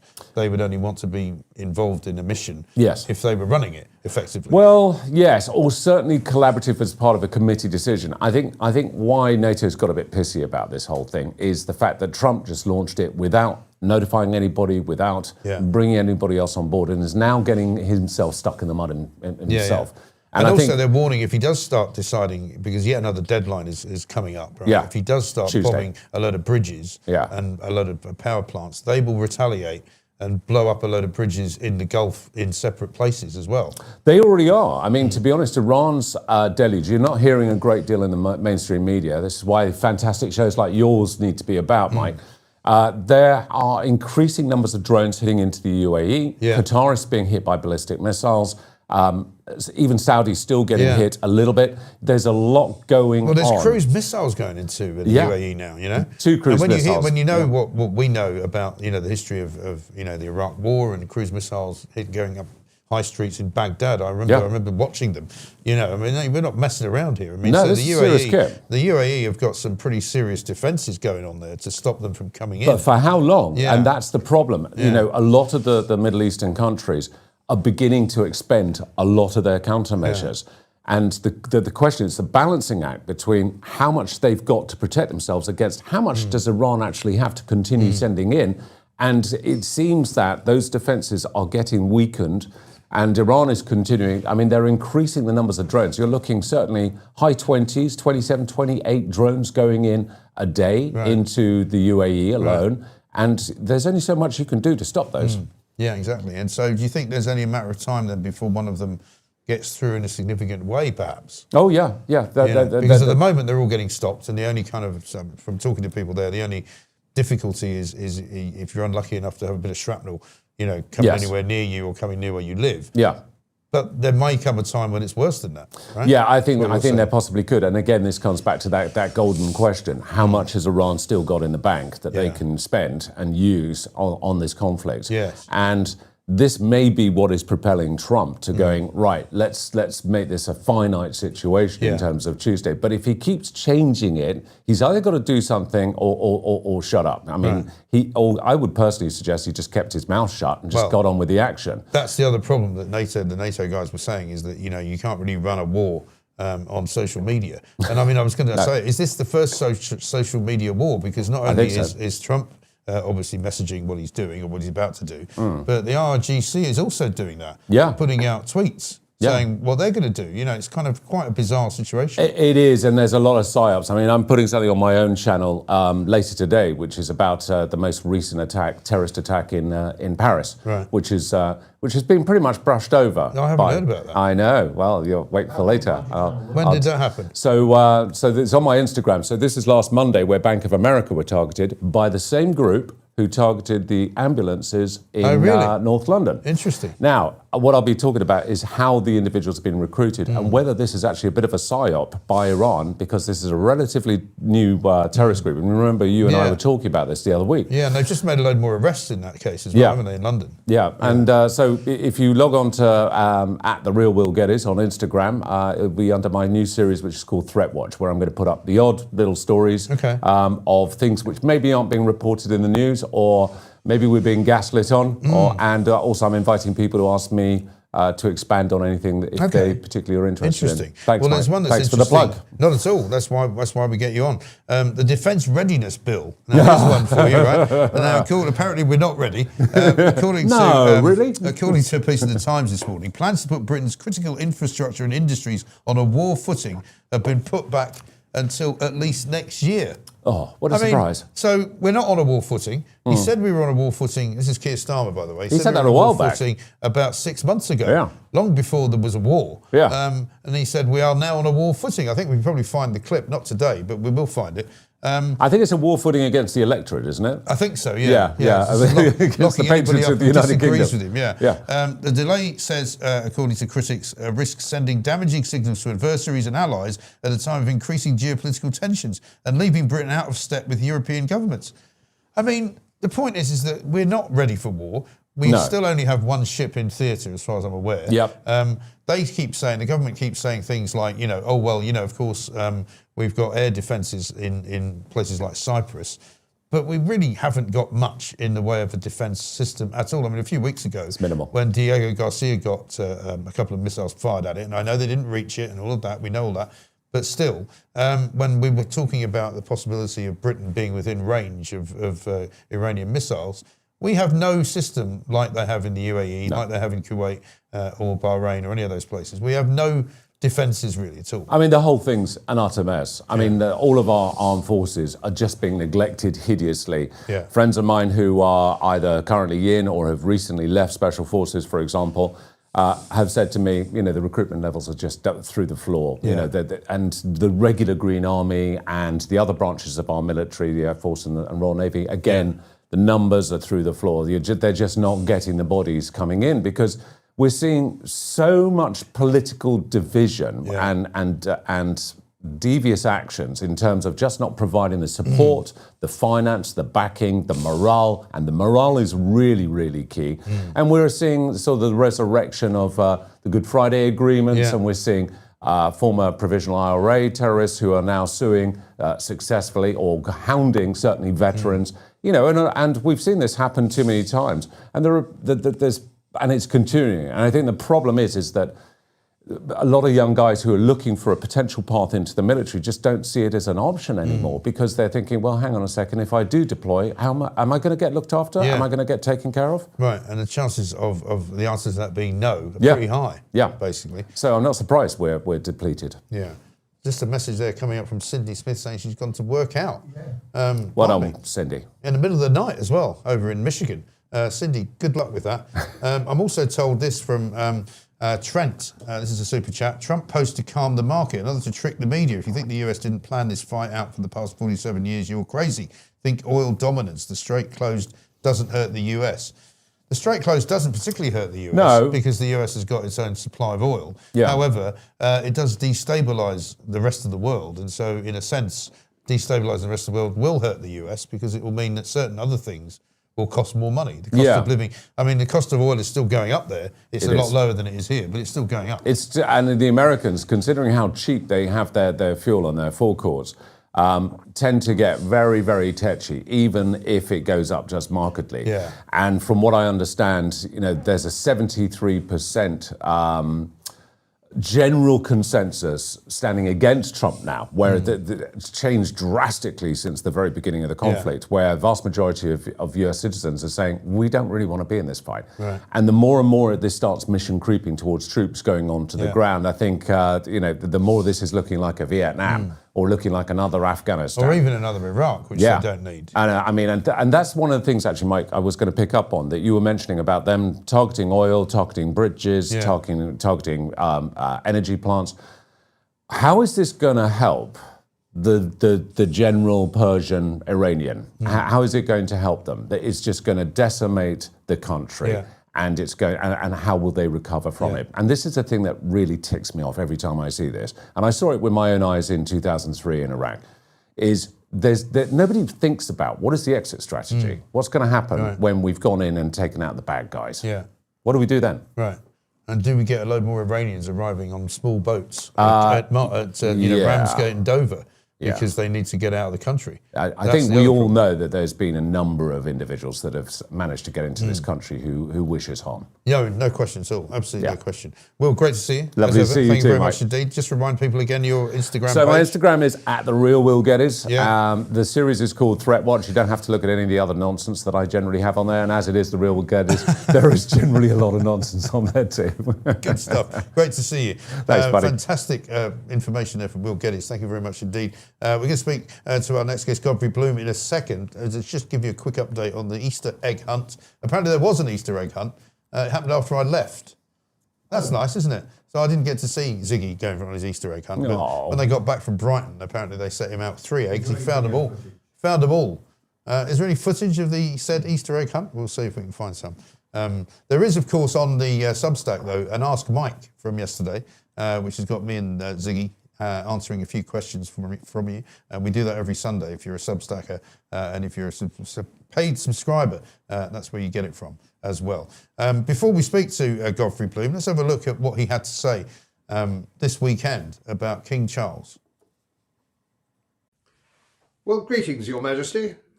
I'm a dyed-in-the-wool monarchist, as was my father, and my father before him. We've held your mother's commission and your grandfather's commission in military service, and we listened patiently to your support for Islam through Ramadan. But I remind you, you are head of the Church of England, and that is a very critical role for you, which you don't seem to understand, and I'm not sure whether you're fully mentally well or not. If you're not, I wish you well. But it seems to me you have no real deep Christian faith, and neither does your son.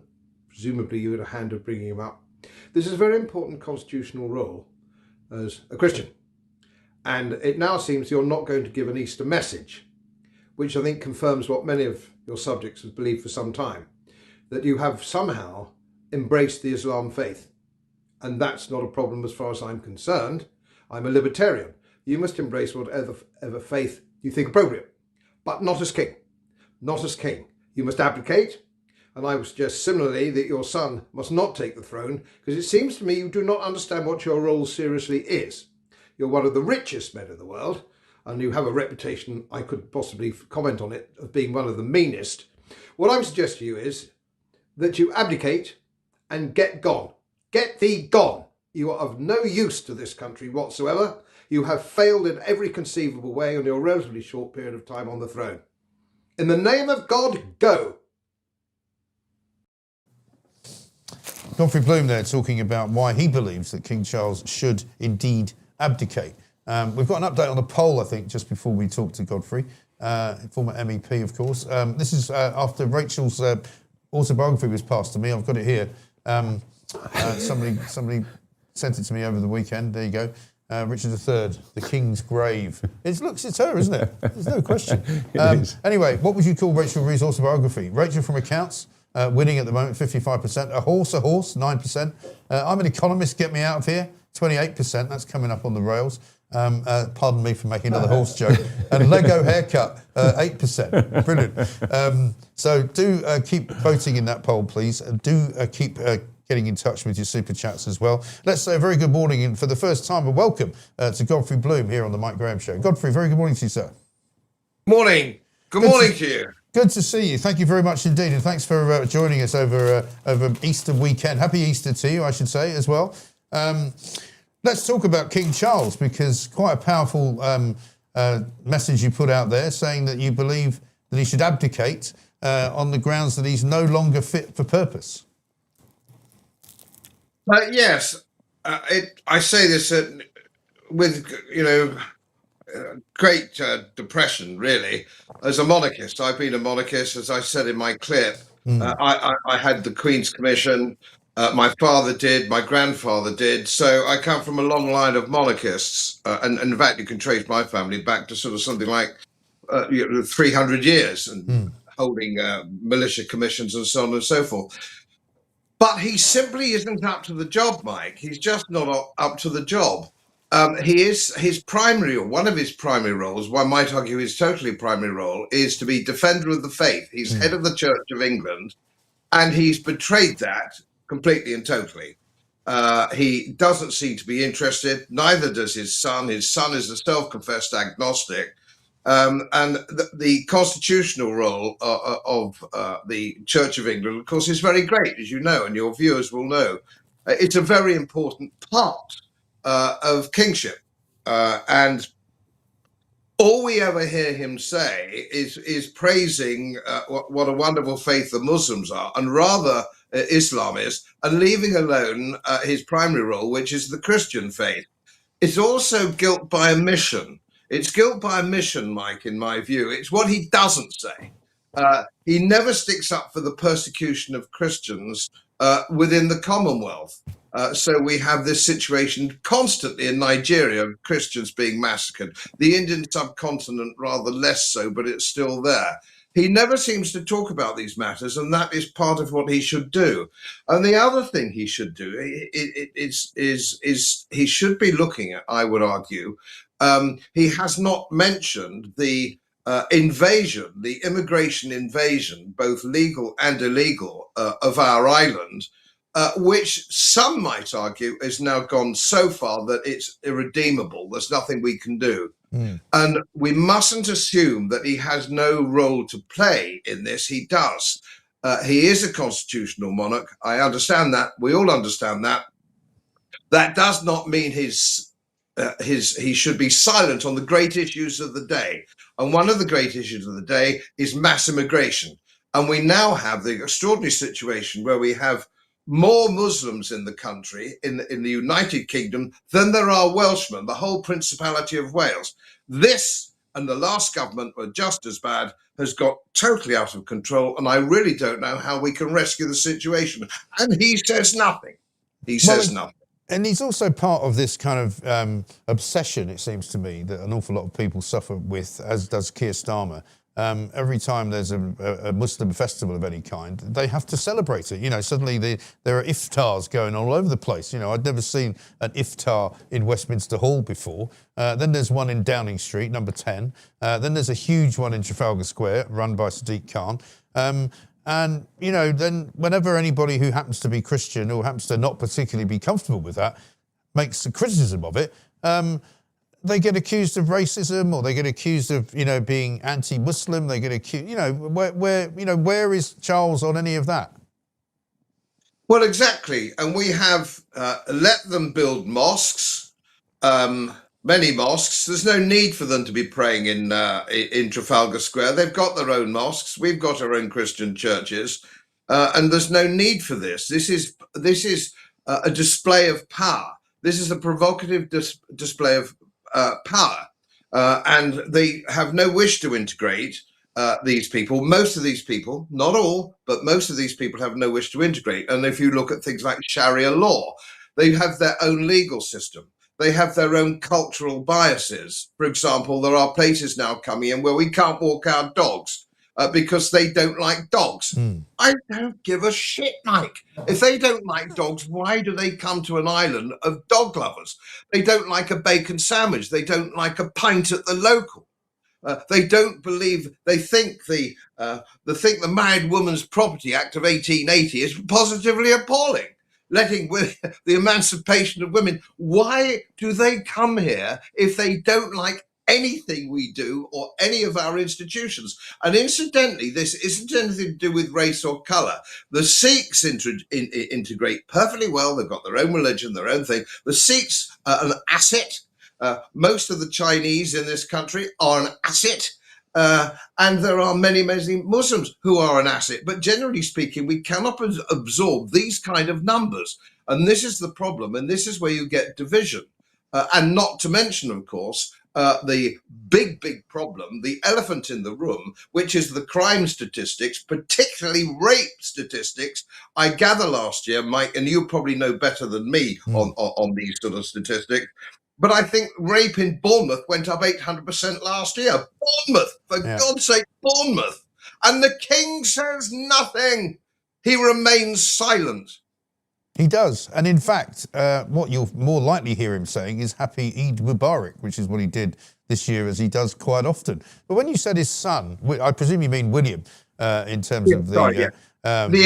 He came out, did he not, the other week and said that he wanted to be more of a sort of Christian king, if you like. I mean, he didn't. I know you're rightly saying that he believes himself to be an agnostic, but he made some kind of reference to it as if he's acknowledged that he needs to be better at that. Mike, you're an old journalist. I've been around a long time. I think we all know something that's been written by a civil servant, don't we? True enough. But I mean, at least it was a tip in the right direction, because it's so unusual for that to now happen from the monarchy, as you quite rightly pointed out, that I saw it as a good sign. I know maybe it was perhaps not entirely inspired from the heart, but at least it was a check in the right direction. Yes, okay, Mike, I'll concede that. But of course, we have seen quite it seems to me that both the King and the Prince of Wales, the current Prince of Wales, are bound to the World Economic Forum with hoops of steel. They can't wait to be photographed on a platform with sort of appalling people who are associated or part of the World Economic Forum. Yeah. My fundamental point, which seems to have gone fairly viral, is what do you think your role is? Your role is to look after us and your subjects and your people and our institution of the Christian's faith.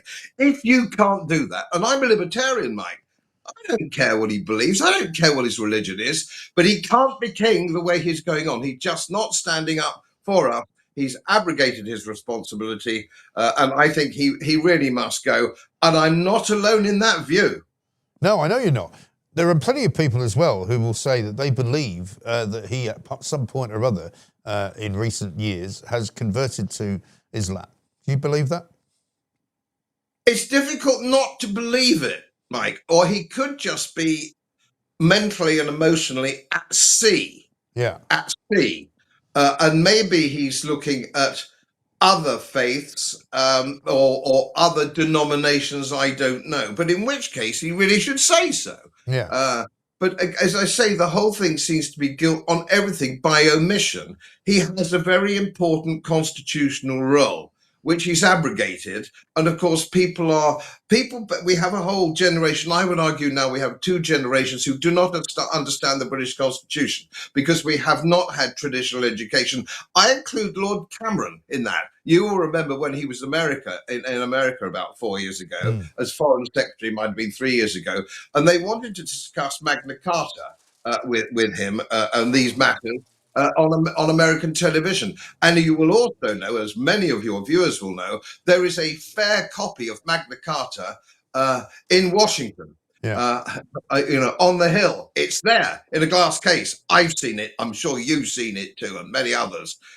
They take it more seriously. He didn't know the date. He didn't know anything about it. He couldn't talk about it. He didn't know when it was made statute.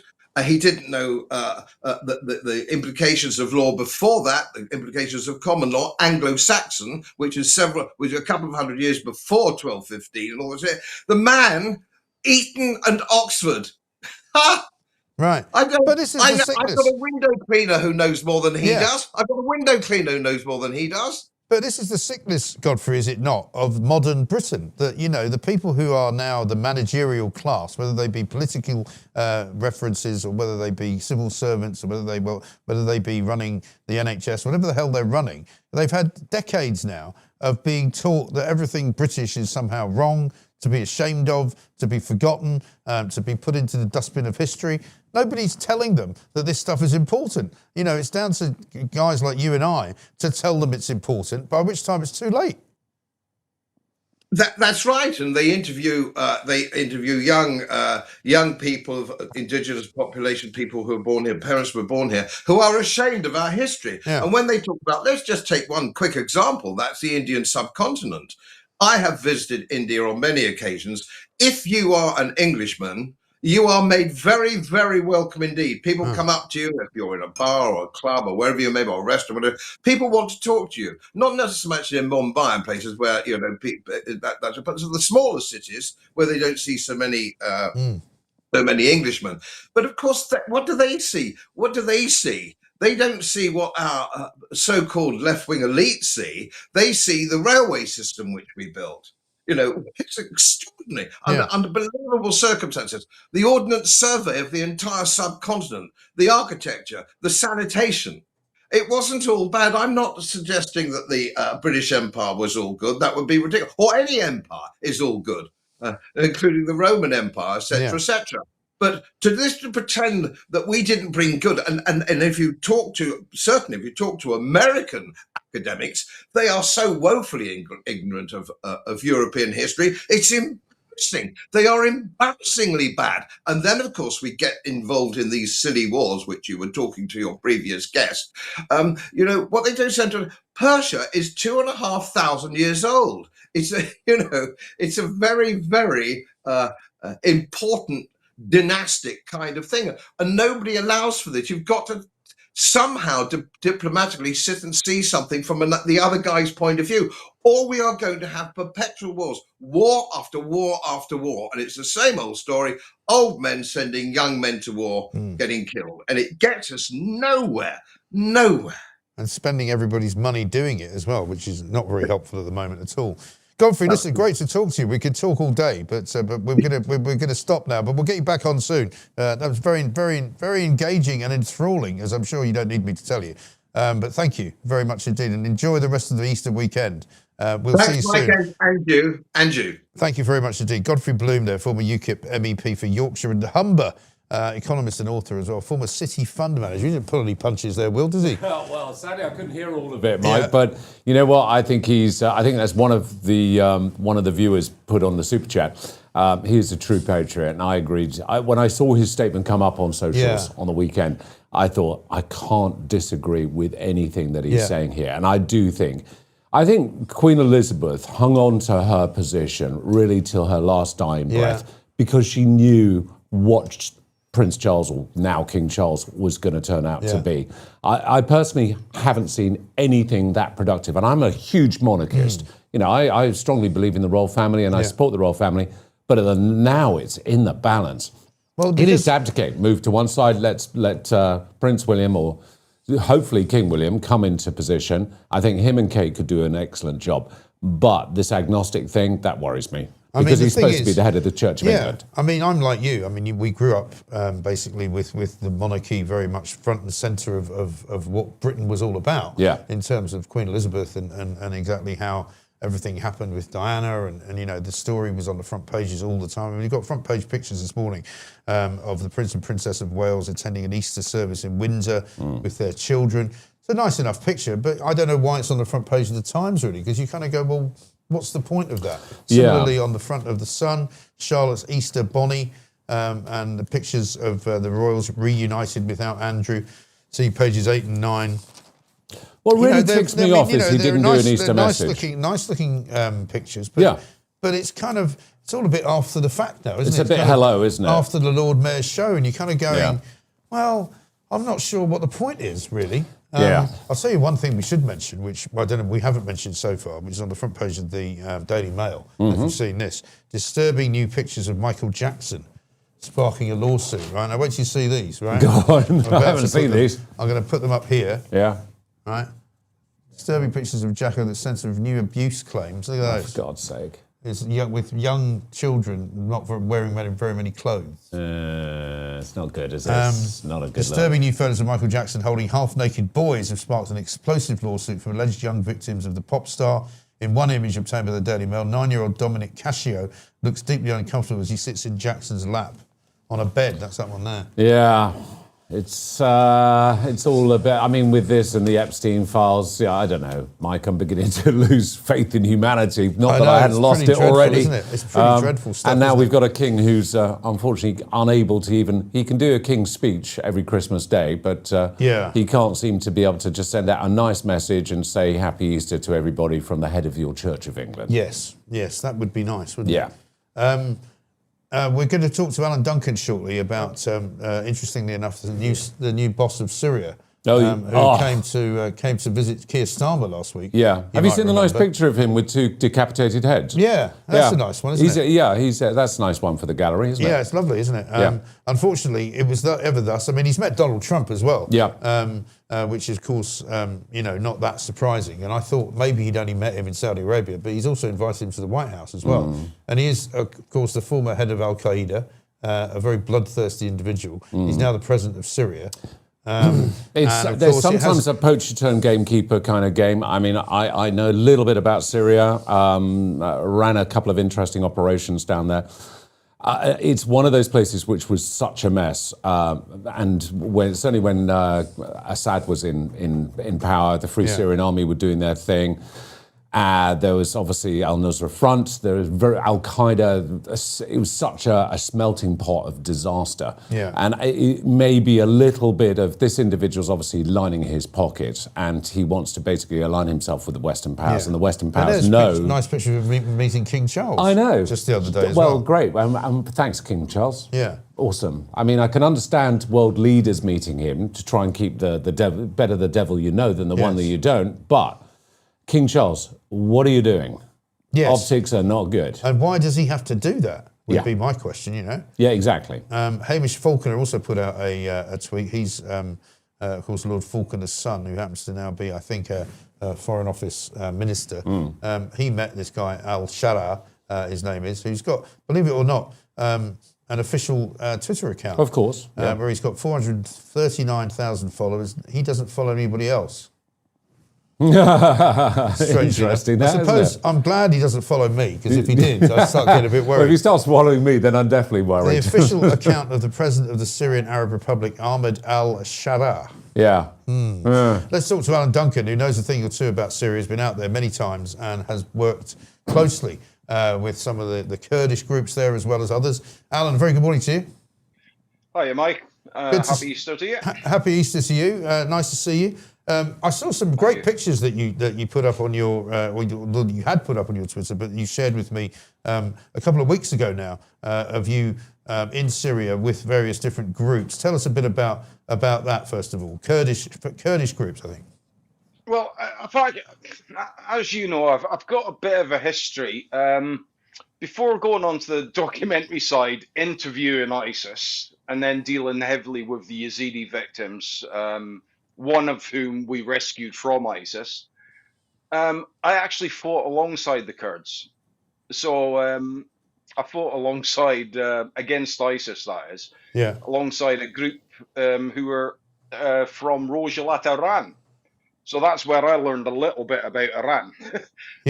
But yeah, I've been going in and out of Kurdistan and Syria for years now, either from fighting ISIS to then interviewing the pigs, so I've been dealing with the jihadists and their victims for years now. So there's a bit of a history sort of thing, And what do you make of this new kind of burgeoning, shall we say, Western-friendly former head of Al-Qaeda, shaking hands with Hamish Falconer, meeting the king, getting welcomed into Downing Street? I mean, he didn't quite get the Zelensky hug, but he got the kind of the double-handed handshake. Mike, I have never been so disgusted with the establishment, and I'm a lifelong royalist, not my king. Yeah. I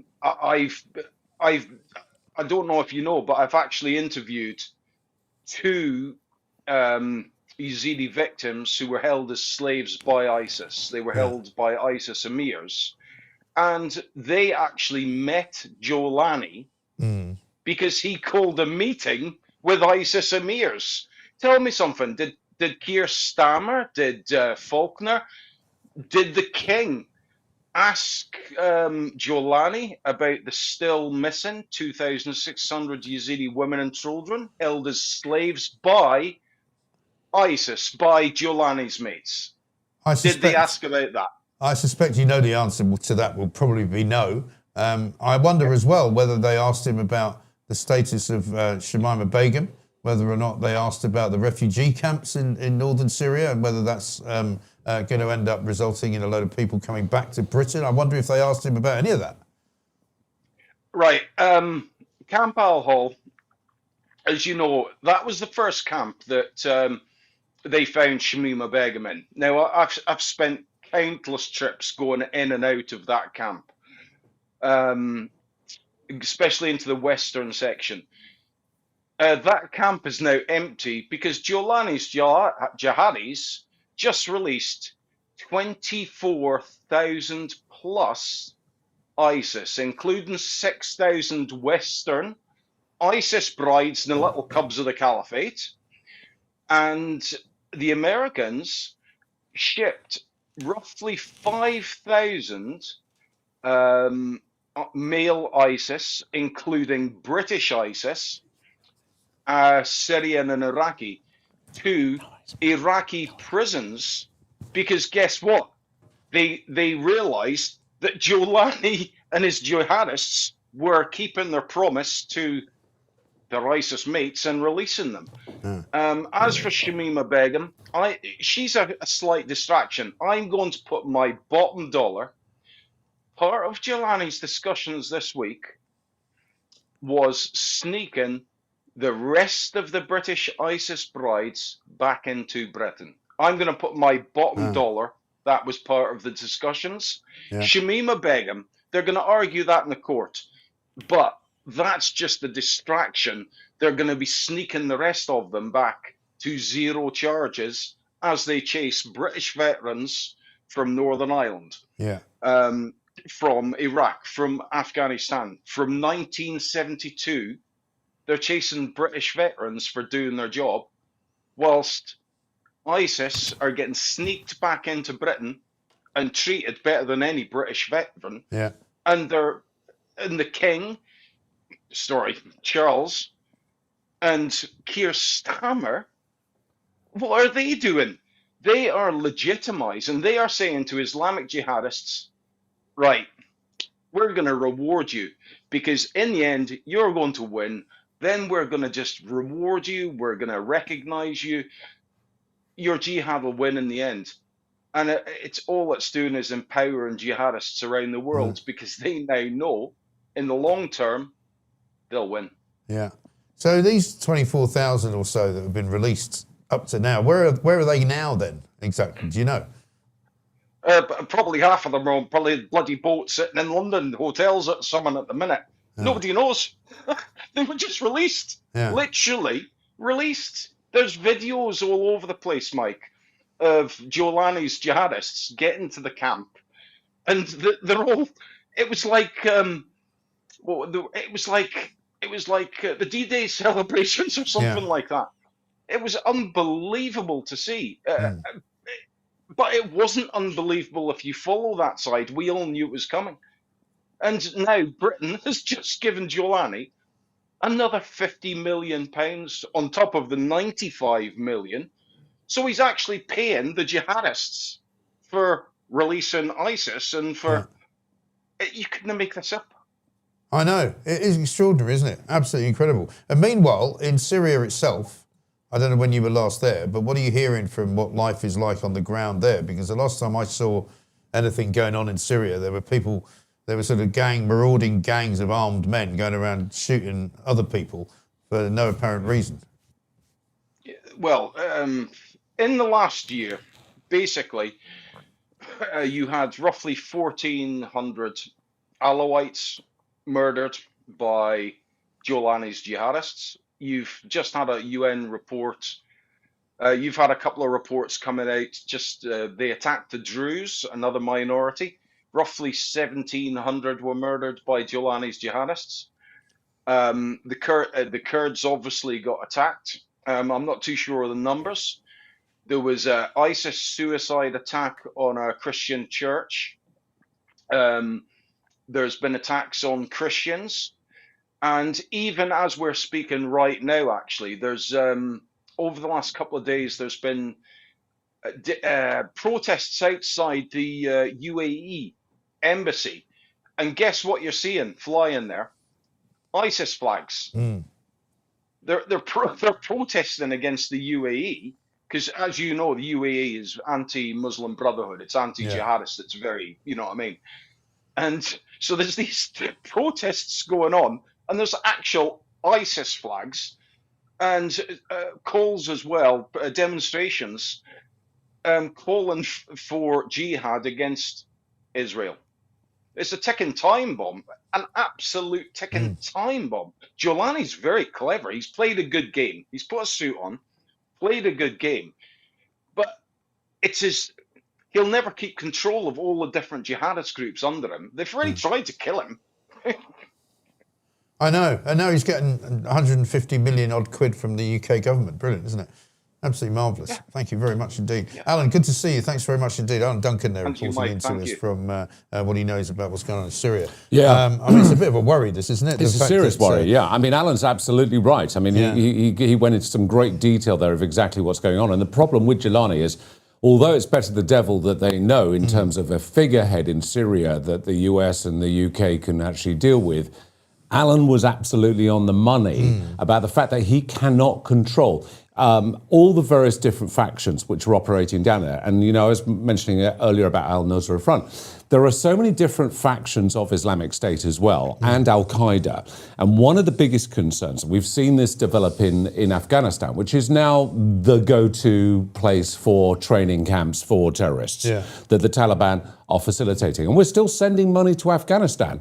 And so is the US on a weekly basis. I mean, literally tens and tens of millions. And is the point of that to try and keep them sweet? I mean, what's the point of that? Well, I don't know, Mike. I mean, make it make sense to me, because I have no idea why we're continuing to do that. And, or for that matter, allowing, obviously, ourselves. I mean, the same applies to Rachel Reeves, you know, Richard III, pledging $3 billion to Ukraine, to Zelensky. How is that going to stop it? I mean, I could tell you some stories about Ukraine and about certainly some interesting observations that have been made by some people I know about money which is disappearing out of the country and maybe not being spent on the war effort. But Alan was absolutely right. I mean, the key issue here is they're trying to control Syria. Syria is in a key location in the Middle East. It borders so many different other volatile areas that trying to control it through one singular person is just simply not going to work. It's a bit like Libya at the moment. Libya has been and continues to be factions, various different factions. It's a failed operating. state, effectively. Totally, absolutely. And I mean, the problem with Syria, and Alan's spoken to us about this before, is the Kurds in the north, who on the face of it are allies of the West, if you like, can only be allies of the West for as long as they want to be, and they might not want to be for very long, depending on what they want to do. So if we start arming the Kurds and then suddenly they go, actually, now we're going to decide to turn the fire on you. You gave us the guns, we're never going to shoot you. I mean, it's all over the place. Well, a term I've been using is perma-crisis, which is basically permanent crisis. So whereas we would have sort of little flashpoint situations happening around the place, perma-crisis is just a domino effect. Now, I know the Kurds quite reasonably well, and certainly the Kurds in many regards are a great sort of element. And they've been one of the more sane elements, particularly in the region. But the problem you've also got is the Kurdish issue with Turkey.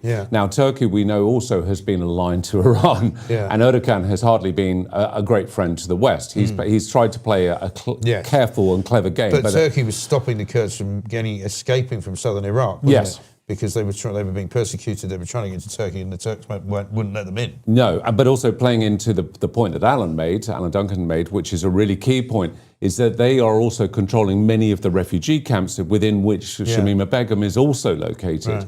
And I don't think Alan's off the mark in terms of a repatriation of British nationals who went down to fight for Islamic State. Well, we know several hundred of them came back fairly quickly in the last, say, 4 or 5 years, and are now back living here, having gone to join ISIS and having taken part in God knows what. Now walking around probably on benefits in this country. More than likely walking around on benefits, absolutely, and using those benefits for what purpose? Because again, one of the key issues, going right back to 9/11, was the FBI and the CIA worked very hard to try and determine any terrorist plots by the financing of those terrorist plots. How does that money come in?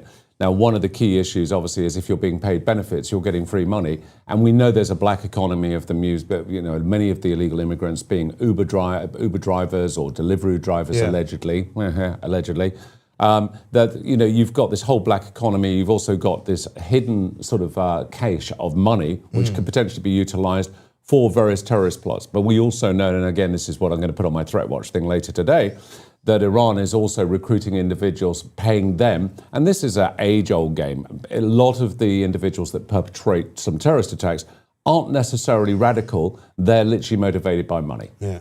Yeah, and that's where Iran has always been so powerful, because they've always had loads and loads of money. Absolutely. Much of it funned towards them from Qatar. Yeah. Although I don't know where that is now, because of course they've been bombing Qatar as well as everybody else in the region. But the showing of the Shia flag and the ISIS flags and Hamas flags, on the weekend there was a demonstration up in Notting Hill, which shut down a whole bunch of roads. Even in whereabouts I live, that whole area was shut off. All the way for 5 different... I had a chat with some of the police officers there who were literally sort of eyes rolling into the top of their head, said there were 5 separate pro-Palestine, pro-Hamas, pro-Iran demonstrations going on in central London. And it was shutting down the entire place. I mean, they've got to stop all this nonsense. Well, if you're arresting people for... Every single weekend now, London is a no-go zone for an awful lot of people, because they don't want to get mixed up in it all. It's Sadiq Khan facilitating it, Mike. Yeah. It's Sadiq Khan. I mean, I remember I coordinated the security for the Brexit Party celebration when Brexit took place in Westminster Square. And the hoops I had to jump through with Westminster Council for the security planning of that operation. That was a static event, and yes, there was about 300,000 people turning up, but I was looking after the security of everybody that went along and spoke on the stage and everything else. It was absolute chaos. It was madness. But we had that under control. We were working with the police.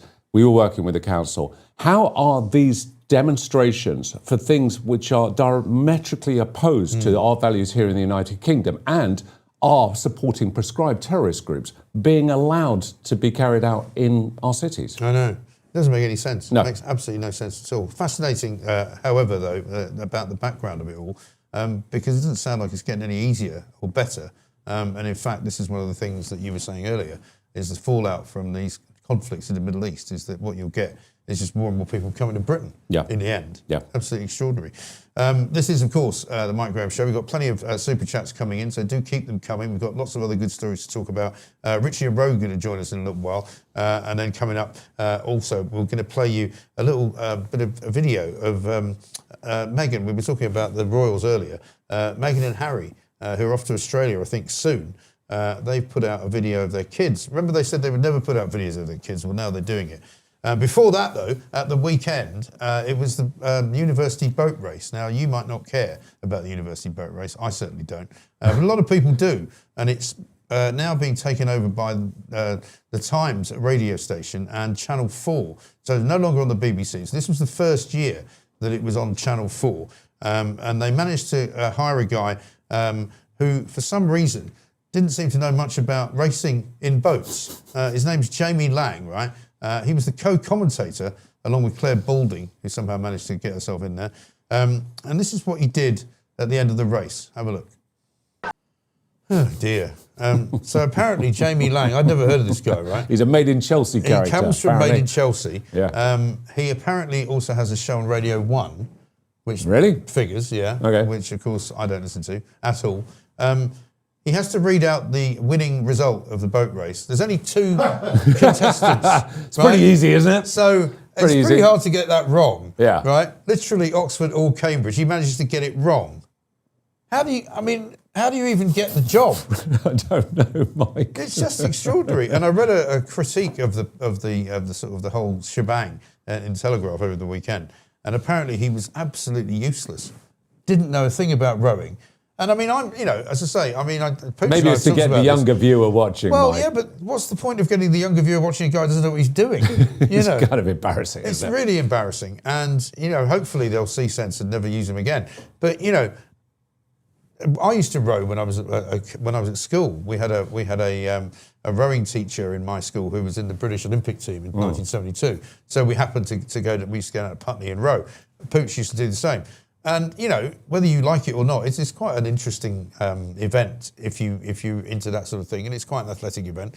But the idea that the BBC have sort of given up on it and handed it to Channel 4, who have now turned it into some kind of Zootopia kind of thing, you're just kind of going, what is going on? And I don't know what Times Radio did with it either, but it just seems to me to be a further kind of erosion of something that used to be quite a traditional thing, which the BBC used to be quite good at doing. And instead they keep things like Strictly, which is not traditional at all. I think they've got quite a bit of housekeeping to do at the moment. Maybe they've been distracted with trying to weed out the various miscreants. It's not a difficult, again, not a difficult question. Have you ever, at any time, been interviewed by the police over an involvement you might have had with somebody who was underage? I mean, before you just signed the contract, that's a pretty good question. Sorry, I was wondering whether you were asking me. Well, have you? No, Michael. Well, I'm afraid we can't offer you the job, Will. Well, because, damn it. I'm afraid the BBC will only employ people who have been in some way up to no good with children. I mean, it's just is unbelievable, isn't it? Jamie Lang is the McVitie's heir. Yes, I think I saw this. Yeah. Either his father or his grandfather. Well, that's obviously a very key qualification for commentating on a sporting event. Invented the chocolate digestive or something like that. Thank goodness for that. I love a chocolate digestive. Well, chocolate digestives are fine, but you don't dip them in the river. It doesn't guarantee, just because his great-grandfather or somebody was clever, doesn't make him clever, I'm afraid. Sadly not. It doesn't look as if the Nepo brains baby carried through the family. No, absolutely ridiculous. Completely, utterly mad. We've got to speak to Richie and Rogue shortly, but should we have a look now at a bit of Lewis MacLeod, because we might as well give a plug, might we not, to the Mike Graham and Friends show. Absolutely. Which is coming up, of course, in about a month's time, actually. It'll be May the 6th, so exactly a month from now. Mike Graham and Friends. Will Geddes will be there. It's going to be a lot of fun. It will be a lot of fun. It's going to be a lot of fun. Tickets are still available on Ticketmaster, but we've got quite a lot sold, so you better be quick if you want to be there, and particularly if you want to be anywhere near the front. Lewis MacLeod, of course, is also going to be there. He is the world's greatest impressionist, one of the world's greatest impressionists, and he had something to say about the moon mission currently going on yesterday. You might recognise the voice. Check this out. The universe is enormous. In fact, there's probably about 2 trillion galaxies. You can't even imagine just how massive that is unless you were really good at algebra. But right now, on the way to the moon, on board Artemis 2, is a group of astronauts that were either supremely gifted at NASA or really just annoying and tried to get rid of them for a few days. They're doing a figure of 8 around the dark side of the moon. I wonder if you get Spotify up there and who's going to play some of the tracks from that amazing album. Anyway, let's go live using Elon Musk's little square plate. It's like a little coffee table, but it reaches up into the stars.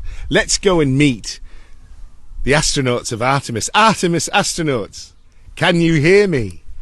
Hi, Brian. Hi, Professor Cox. Wow, isn't it amazing? It's a very cramped space, right? No, it's okay. Are you all getting on okay? Oh, yeah, we get on. Yeah, of course. Have you fallen out? No. Has anyone cried? A few tears. I didn't cry. No. What's the food like? Not too bad. I had a curry. Oh. Now, this is really interesting because one of them's broken wind on board Artemis or Fartemis. And, they've done it again, so it really does correspond with the name Fartemis 2. So, this is really interesting because the cloud of vapour that really stinks will be hovering around the inside of this very cramped capsule, and it'll be who's to blame. And it could cause dissent amongst the astronauts. Let's hope not. Fuck you, Victor. Fuck you. Oh dear, it's getting a bit rowdy up there. I think we should just leave them. If you can hear me, he who smelt it dealt it.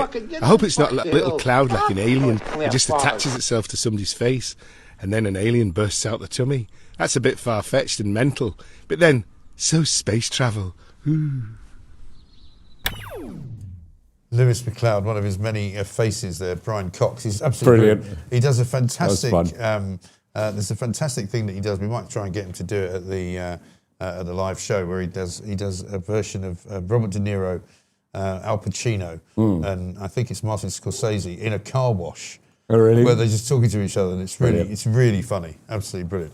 But right now, before we get to go anywhere else, I think it's time for me to do my meltdown for Easter Monday.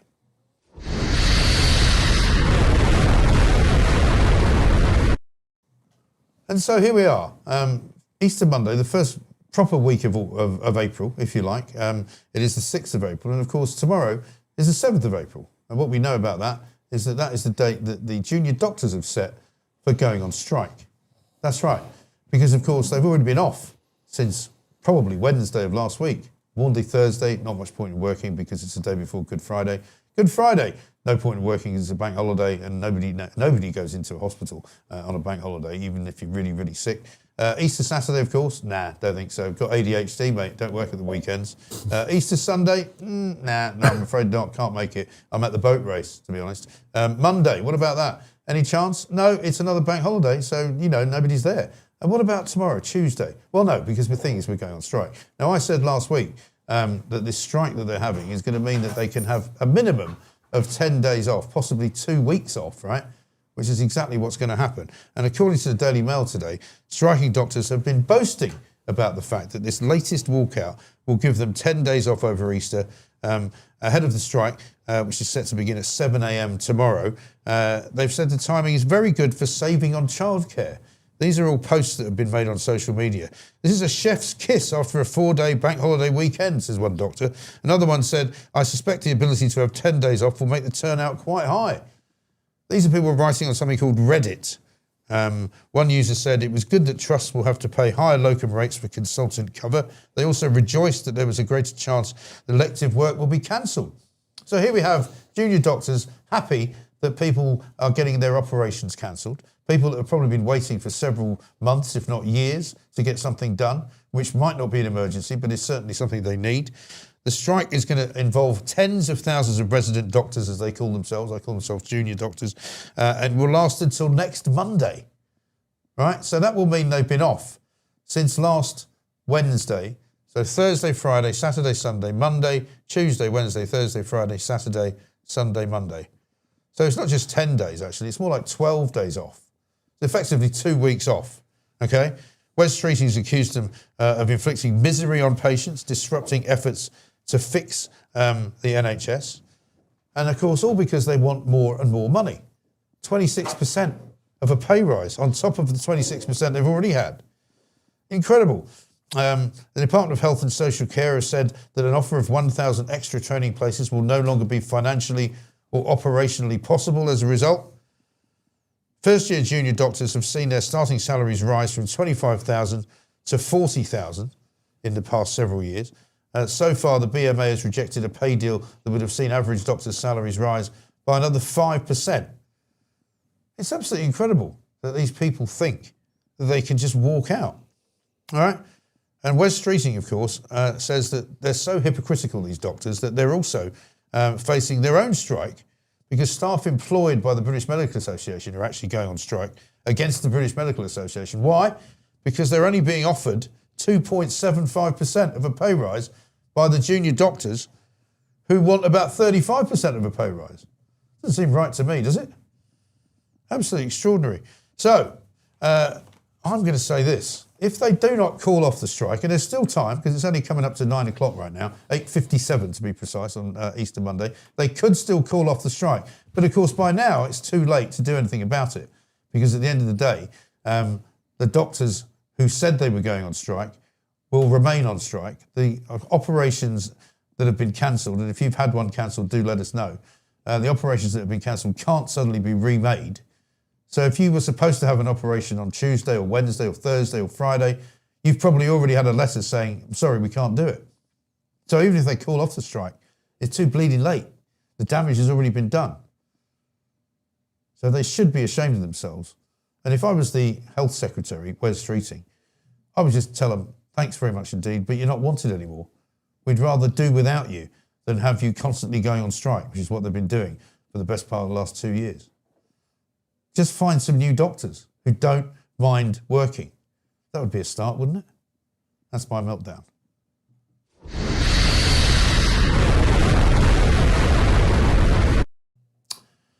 So, Richie and Rogue coming up in a little while. Viscount Christopher Monckton as well, who I'm sure will have some things to say about net zero. There's a story actually in the Telegraph today that says that despite all of his best efforts, old crazy Ed Miliband's plan to do away with fossil fuels and his net zero crusade has actually not resulted in any reduction in our use of fossil fuels. So well done, Ed, you complete nutcase. It hasn't worked at all. Right now, let's go and get some news headlines. Edward Hughes, as you may know, still on suspension after his rather appalling behaviour last week. And we're not quite sure exactly when he's going to be back, or even if he's going to be back. It's all going to be in the hands of the HR department, I'm afraid. Right now, though, it's time to speak to his replacement, currently anyway, Fiona McLeod with the news. Good morning. I'm Fiona McLeod. Happy Easter, everyone. I'm currently in the US Virgin Islands for a much-needed break on the invitation of a fellow newsreader. It's bliss. Today marks the start of the new tax year with major changes hitting households and benefits. State pensions rise by 4.8% under the triple lock. The full new state pension increases to £241.30 per week, while the state pension age begins rising to 67 for some people born in 1960. The government is reforming welfare. New universal credit claimants with health conditions will receive a lower monthly health element of £217, aiming to encourage work and save £1 billion, while existing claimants keep the higher rate. Around 300,000 home workers lose their £62 to £124 annual tax relief for additional household costs. Other April shifts include higher statutory sick pay, family leave payments, and new employer record-keeping duties for annual leave. That's the main domestic picture. A day of financial and benefit adjustments for millions. Remember to like and subscribe. I'm off for sex on the beach. The cocktail, that is. See you later, alligators. Fiona McLeod there with the news headlines. Thank you very much indeed. Not quite sure how she's managed to get herself all the way over to the British Virgin Islands, but there we are. Britain is being poisoned and made defenceless, says John. Super chat. Thank you very much indeed. It really is hopeless, isn't it? There's no real good news, I'm afraid, this morning. It has to be said. Although we've got another super chat here from Hev Chip. The right need to come together for the next general election. Well, interestingly, there was a poll, as I said, at the weekend, in which Reform supposedly we're down to sort of 21%, somewhere near the Greens. I'm not sure that that's not going to turn out to be a bit of a rogue poll, which is going to end up actually not being as true as you would expect it to be. We'll find out, of course, on May the 7th, when there's a whole bunch of local elections.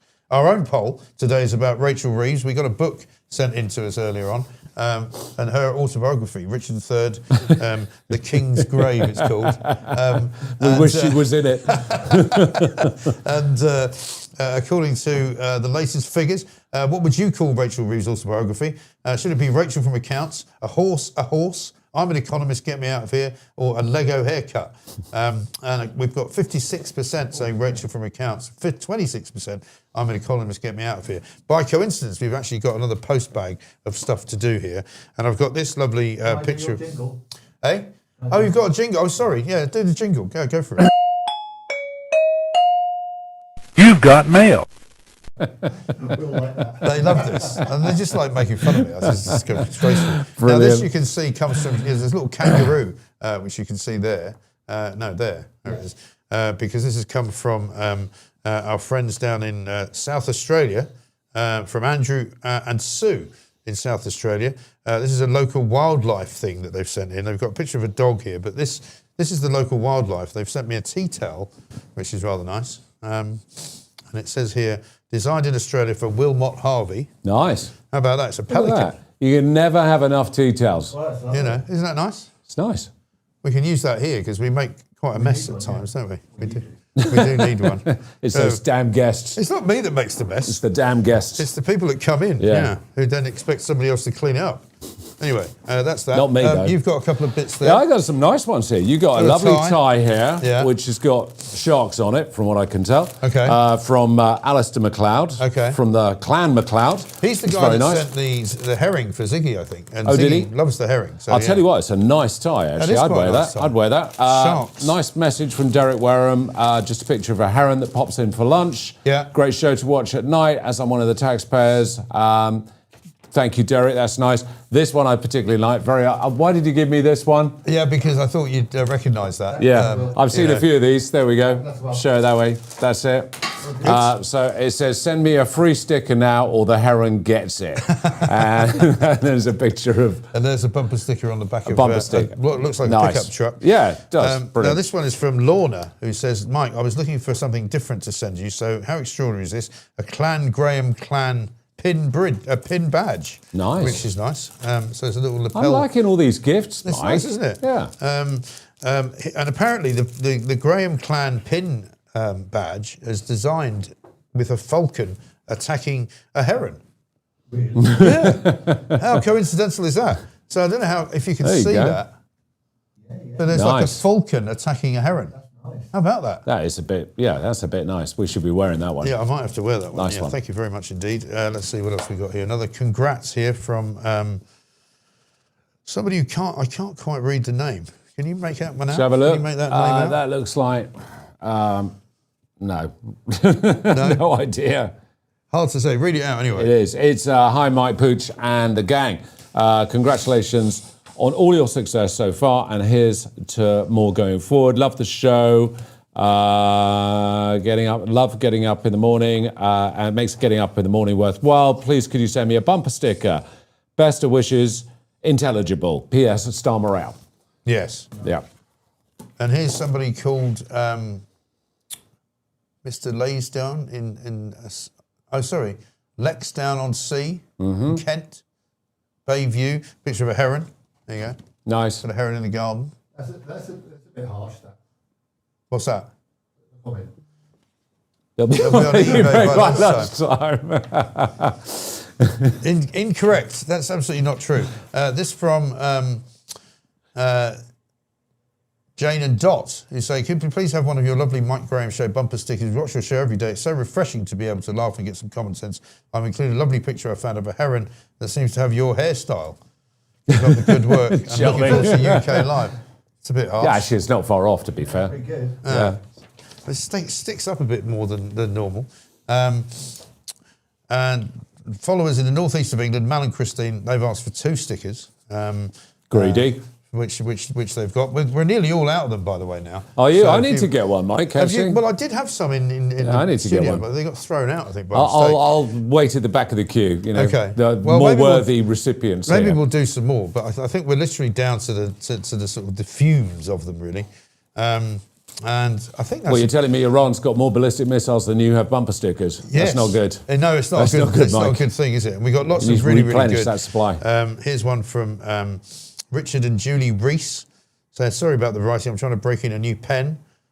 Greetings from Welsh Wales. Big fan of the new show. So much better than the old one. No more compromises. Can you please send us some bumper stickers? Not sure exactly where it's going to get stuck yet, but I may put it up at work so that I can annoy all the lefties there. For now. Yeah. Annoying all the lefties is a good idea. That's interesting, Mike. What's that? Let me know when Edward Hughes is back. I'm off to talk until he's back. Big Edward Hughes fan. Says Tadstone. Well, why would you go there? You know, what would be the point of that? Anthony says, resident doctors won't be striking in Scotland tomorrow, thankfully.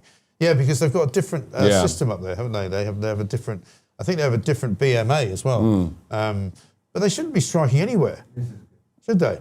They're called resident doctors because they're always at bloody home. Ironic. Very true. Ironic. Absolutely right. Do you like that Telegraph story with Will? Which one? Tom Tugendhat. Oh, Tom Tugendhat. Yeah, that's right. Tom Tugendhat wrote a piece in the Telegraph today, in which he said basically Britain could not have pulled off this rescue. We talked about it earlier. Yeah, I had a good read of it actually. Pooch kindly pushed it over my way. I'm a big fan of Tom. I think Tom talks a lot of sense, and I had the fortune of meeting him once. But yeah, he's a very pragmatic and sensible man. I think it really it goes back to the fact that the US had a real wake-up call with the original Iranian hostages during Jimmy Carter's presidency. And it was called Operation Eagle Claw. Yes. And it was such a disaster and a failure. That was when all the helicopters crashed. Exactly, yeah. It was a disaster. And then President Reagan came in and he created SOCOM, which is the Special Operations Command. Yeah. And that's where they really started bringing together all the various elements. You know, obviously the SEAL teams were still operational. They were already in existence, as was Delta Force, which was built off our fine own SAS. Right. But SOCOM brought it together so that they could actually run these kind of operations. And then you also tie in everything from satellites to everything else. But what Tom was really going on about was the fact that we have just not had an operational Eagle Claw, which has shocked us into going, we need to have our SH-1T together, which we really just don't. And also, as you and I were saying earlier, the armed forces have just been neglected. And as your guest earlier was also saying, the problem is many people in the military right now, the morale is at its all-time low because they just think, I'll get prosecuted if I go to war anyway, or go to some combat zone. And also, when you think of the special forces as well, particularly the SAS, remember the whole shoot to kill policy and death on the rock back in the days of the IRA in Gibraltar. I mean, the last sort of, I don't know if you go this far back before you have to find something that was kind of generally thought to be a good thing, was the Iranian siege. The Iranian embassy siege. And there's been a couple of really great documentaries made about that. But that would have been back in what, the sort of late 70s, early 80s? That was early 80s. That was when Margaret Thatcher was in place. Yeah, that's right. And Maggie Thatcher actually turned around and said, I want this publicised. Get all the news crews there because I want the world to see how formidable we are. And that was when basically a load of hostages were taken just on the outskirts of Hyde Park, wasn't it? Just by Knightsbridge, not far from Knightsbridge. Exactly, Palace Gate. So I know one of the old guys, Rusty Furman, who was the guy with one glove. So I know Rusty reasonably well, and Rusty was on that siege. And of that time, we still have a fantastic reputation, I think, for the finest special forces in the world, and that's the SBS, the SAS, and Special Reconnaissance Regiment, who are the kind of James Bondy characters in the background. But in isolated missions, we're second to none. But the problem is the more that this country and the government neglects it and starts pulling away and making everything so political, the weaker we will become. Well, you can't imagine Starmer, can you, offering some kind of advice to any SAS squad or any SBS squad and telling them, shoot to kill. You just can't imagine him doing it. Because I remember being told when London Bridge was attacked the first time by those guys who ran through Borough Market with swords attached to them. When that guy was shot outside of the pub, the Wheat Sheaf, which I go to on a fairly regular basis, or I used to, I was told that was not the police that did that, even though they were dressed as police officers, but they were more likely to have been this SBS guys who had come up on boats and had basically, because there's a great, I don't know if you remember the piece of footage where the guy gets out of the car. And there's people inside the pub, and this terrorist is trying to break through the door to get to them. And this guy just jumps out of the police car. It's continuing to roll, and he just shoots the guy dead. It's one of the great moments. There are plenty that still go on, Mike, and if for another time that we can chat about it. But the Increment is still alive and well, as is E Squadron. They're still doing their thing when they need to do it overseas. Thankfully, a lot of it is done. To a certain extent, nice and discreetly. Let's put it that way. But it does make you wonder when you have somebody in charge like Keir Starmer, when you have a kind of a government of children who don't really understand the real world, who don't understand that sometimes you have to put your foot on somebody's neck, in order to stop them killing you or killing loads of other people. They just don't seem to have that.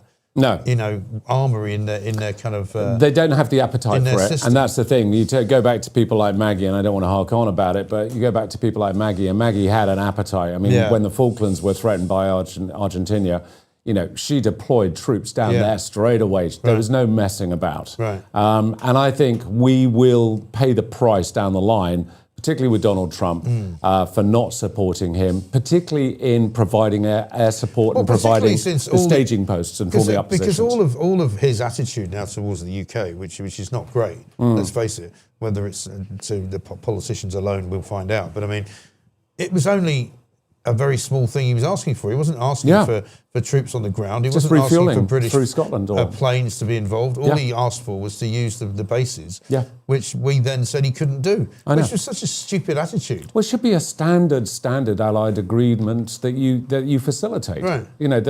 It's not us deploying troops necessarily, as you rightly say. It was just literally saying, hey, you can puddle jump using obviously the UK as you would in any kind of Which conflict. they now do because he then gave in anyway. I know. Yet another U-turn from Keir Starmer. There's one on the front page of the Telegraph today saying he's now going to do a U-turn on foie gras. Because really? I didn't hear this. Apparently we were going to give up selling foie gras because Britain was going to be against it. But now apparently as part of this new EU directive, apparently the EU must be in favour of it or something because we're now not going to ban foie gras. So you're now still going to be able to buy it and eat it and do whatever you want with it. Not a fan myself, but hey ho. No, it's a bit too rich for me. But it's obviously very popular in France, which must mean it's very popular inside the EU then. So yet another, I don't know, this is U-turn number 20 or something? Oh, there's thousands of U-turns. Yeah, It is they're so rudderless, our entire government, and I don't know, mate. I give up. I know, I give up too. Speaking of which, should we have a look at this new on the eve of Harry and Meghan going off to? I got a great one for you on this. Yeah, I got a great comment for Will. Yes. Yeah.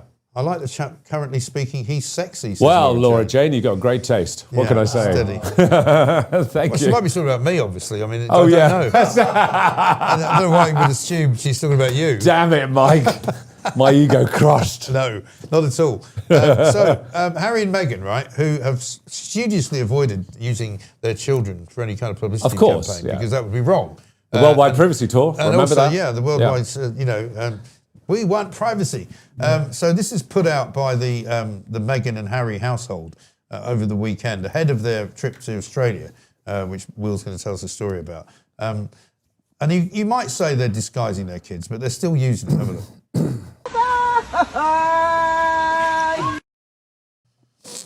That's a bit short. Is that it? Did they manage to successfully That's escape? about 4 others. Did they manage to successfully escape though, Mike? It looks like they're escaping. It's like, get us out of here. Looks like they're running away from mummy and daddy. Yeah. You know.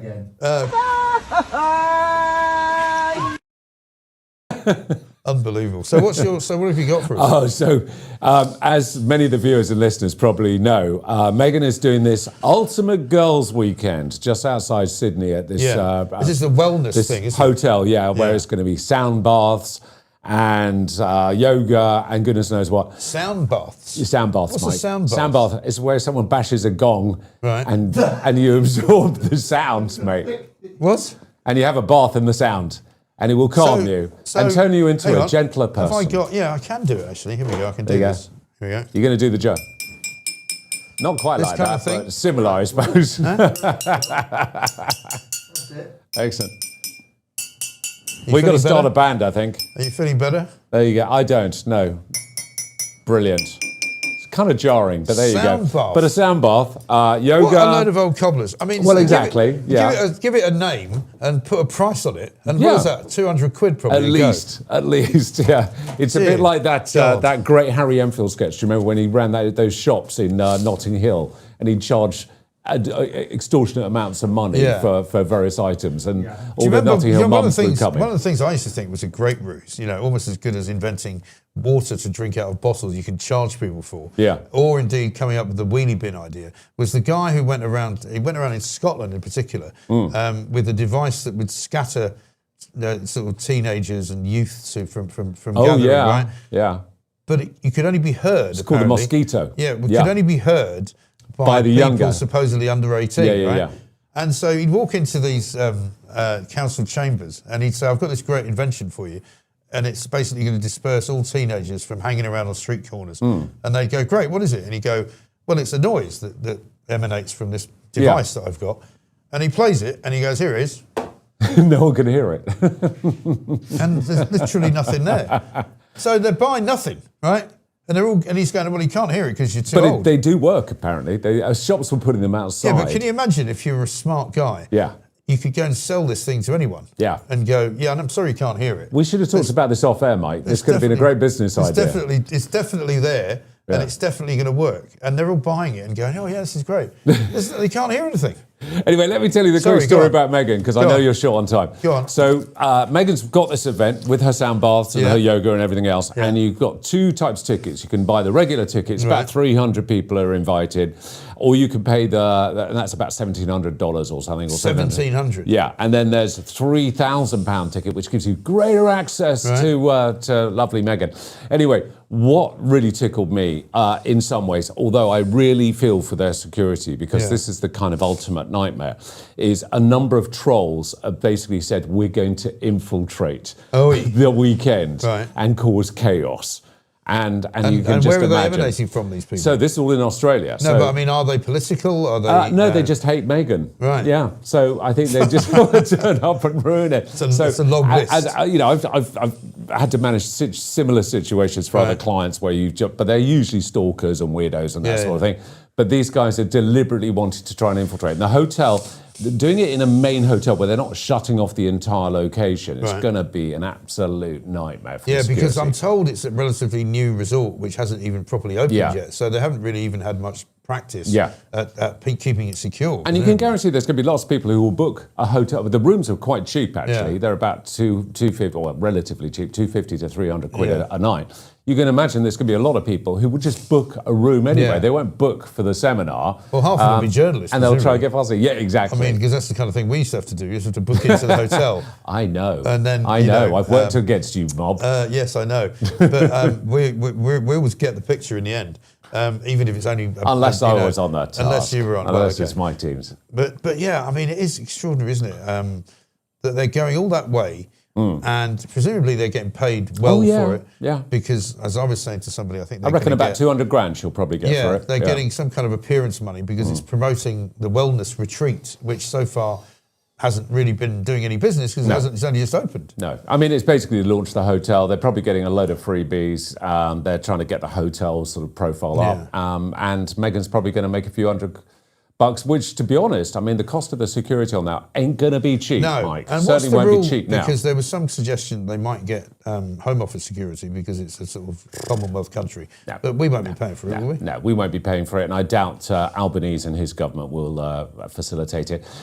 Australia used to be massive royalists and big supporters, but there's it's beginning to change down there. Yeah. Certainly from some of the Australian friends I've got. And also, as far as Meghan and Harry are concerned, they're not really considered royals anyway. No, anymore. exactly. I mean, They the just hang die-hard around. royals will turn out to see William and Kate. Yeah. But they won't turn out to see them because they don't like them. Yeah. Because they see them as having been disruptive. Well, of our the whole lovely thing. mutual friend Kinsey Schofield, she's constantly doing stuff on her Yes. channel about Meghan. Yeah, we must get Kinsey on actually soon. You should, she's we great. must, absolutely right. But now we're going to talk to Christopher Monckton, the Honourable Christopher Monckton, I should say. Christopher, very good morning to you. And good morning to you, Mike. Good to see you. Thank you very much for joining us. I've got to kick you off with a story that was in the Telegraph this morning. I don't know whether you've seen it. Because I know you're a fan of net zero, aren't you? And here we are. Oh, I've been praying for this. Yeah. And here we are. Ed Miliband's net zero policies are failing to reduce Britain's reliance on fossil fuels, apparently, according to the government. So even his crazy schemes aren't actually working. Well, first of all, let's not call them fossil fuels. It's not even certain that they are fossils. What is certain is that they're called coal, oil, and gas in plain English. And the first thing we have to do to break what I'm going to call, with more than a little justification, the communist stranglehold on this and the Communist Party line is to start using plain English. And in plain English, net zero has no place in any rational economic policy. And the reason is really very simple. You see, once you have added to your national grid enough wind and solar power to supply the entire grid, then you don't need to add any more.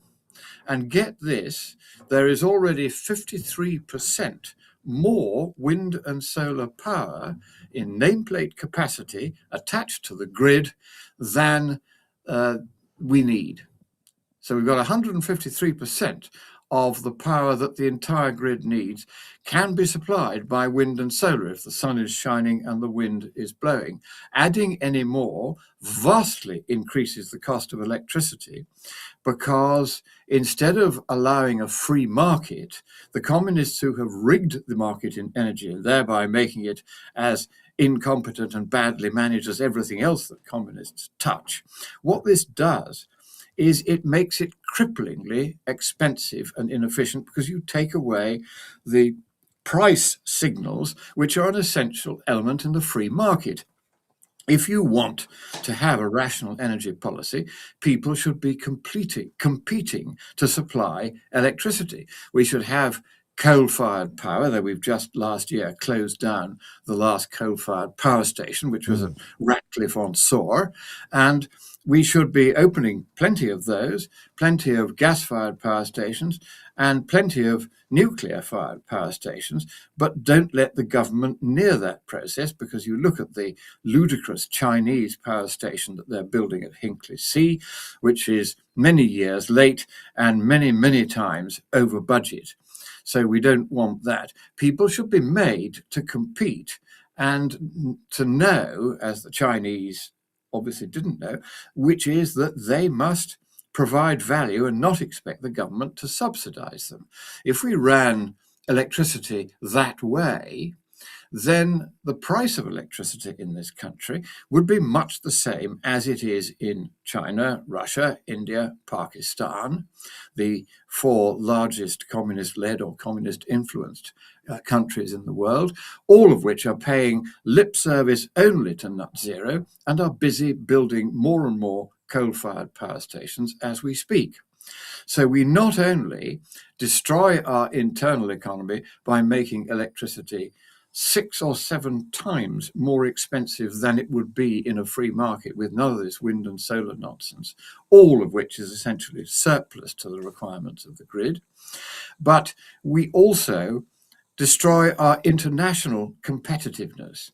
And one of the reasons why, despite these rather obvious facts, communists like Mr. Miliband, and I call him a communist advisedly, persist with this policy is partly that they have a passionate and abiding loathing for the United Kingdom and wish to destroy it, and partly because all totalitarians of whatever stamp, whether they're communists or fascists or Islamists, will allow themselves to become enslaved to a predominant overriding ideology. And in this particular case, it's the notion that the world is in danger from the mildly warmer weather that has resulted from the Industrial Revolution. And that mildly warmer weather is proving to be handsomely, and I mean handsomely, net beneficial. For instance, the population in the 100 years of global warming since the 1920s has quadrupled, and yet the number of people dying from adverse weather events has gone down. And it's gone down not just by a little, it's gone down by 99% compared with the 1920s on an annually averaged basis. And that's quite a lot. A lot of people are living a lot longer because the weather is a little bit warmer. Is that not necessarily potentially a bad thing, though? If lots of people live longer, it costs us more money to keep them all warm, costs us all a lot more money to sort of keep them all fed as well, doesn't it? Well, since I'm one of these older people, I hope you don't mind keeping me fed. That's the first thing. But the communists have thought of that. Yeah. You may have noticed that despite the valiant efforts of my noble friend, the Baroness Monckton of Dallington Forest, yes, who led the campaign in the Lords to try to defend little unborn babies from being killed all the way up to birth, which previously was a policy only followed in communist countries such as China, and now for the first time in the West, we kill babies up to birth. That means that there is a collapse in indigenous population in Britain, which the communists have an answer to. They allow mass immigration, and so that puts that one right. And the worldwide, there are many countries now, one thinks in particular of places like Japan and South Korea, where the population is imploding because people are not having enough children. They're either using contraception or they're using abortion, both of which really are abominations. And the consequence of that is that the world is beginning ever more rapidly to depopulate itself. So let's not worry too much about people like me living a little bit longer than we might have done 100 years ago. That's a good thing, certainly from my perspective for obvious reasons, but it's also a good thing because with the destruction, the self-destruction of the world population now via abortion and contraception and the breakdown of family life, call me old-fashioned, but the family is the fundamental unit of society, and we ought to be promoting it and encouraging it. There is this collapse in population, and it's now becoming economically of great consequence. In places like Japan, again, and South Korea, there aren't enough young people to go on providing economic services. And so more and more countries like them and like us are either beginning to import populations or they're having to import goods and services more and more because they don't have enough young people to produce them at home. Now, these are the real, practical, economic consequences of abortion and contraception, whatever your moral view may be on that question. Economically, those policies are proving to be, exactly as one had foreseen, disastrous. And so it's a very, very good thing that you, because it's getting warmer, you're less likely to die. In fact, according to paper after paper after paper in the medico-scientific literature, another one published just a few months ago, you are 10 or 12 times more likely to die from cold than you are from heat. Yes, indeed. Absolutely. Listen, Lord Monckton, we've got to run because we've got to move on to the next part of the show, but we must get you back on because you're obviously fascinating on this subject. You've got lots to say. So thank you very much indeed. Viscount Christopher Monckton there speaking to us from his home about all sorts of things, the population growth, the dangers of colder weather as opposed to warmer weather, and the madness, of course, of, as he calls it, nut zero, which is entirely correct. Will Geddes, thank you very much indeed. Great to see you. He brought me a croissant as well, which I may have in a little while. We've come to the end of yet another amazing show. It's 9:30, and as we were doing last week, we will be moving over onto UK Live. Will we do that this week? So look out for a little button to press when you are on. If you're on the YouTube channel now, there will be a little message which pops up to say, use this button to switch over to UK Live, which is going to be our new home for other shows which we're going to do. We're talking to Will about doing one as well, actually, aren't we? There's lots and lots of people who have expressed an interest in doing some stuff with us, which we will be working through over the course of the next few weeks. Coming up after the news, or did we do the news in UK Live? We'll do the news in UK Live, okay, because we're going to talk to Richie and Rogue, who seems to have half-inched my news presenter for a while he's away on, shall we say, probationary duties. Edward Hughes with the news is still suspended as a result of the things that happened last week.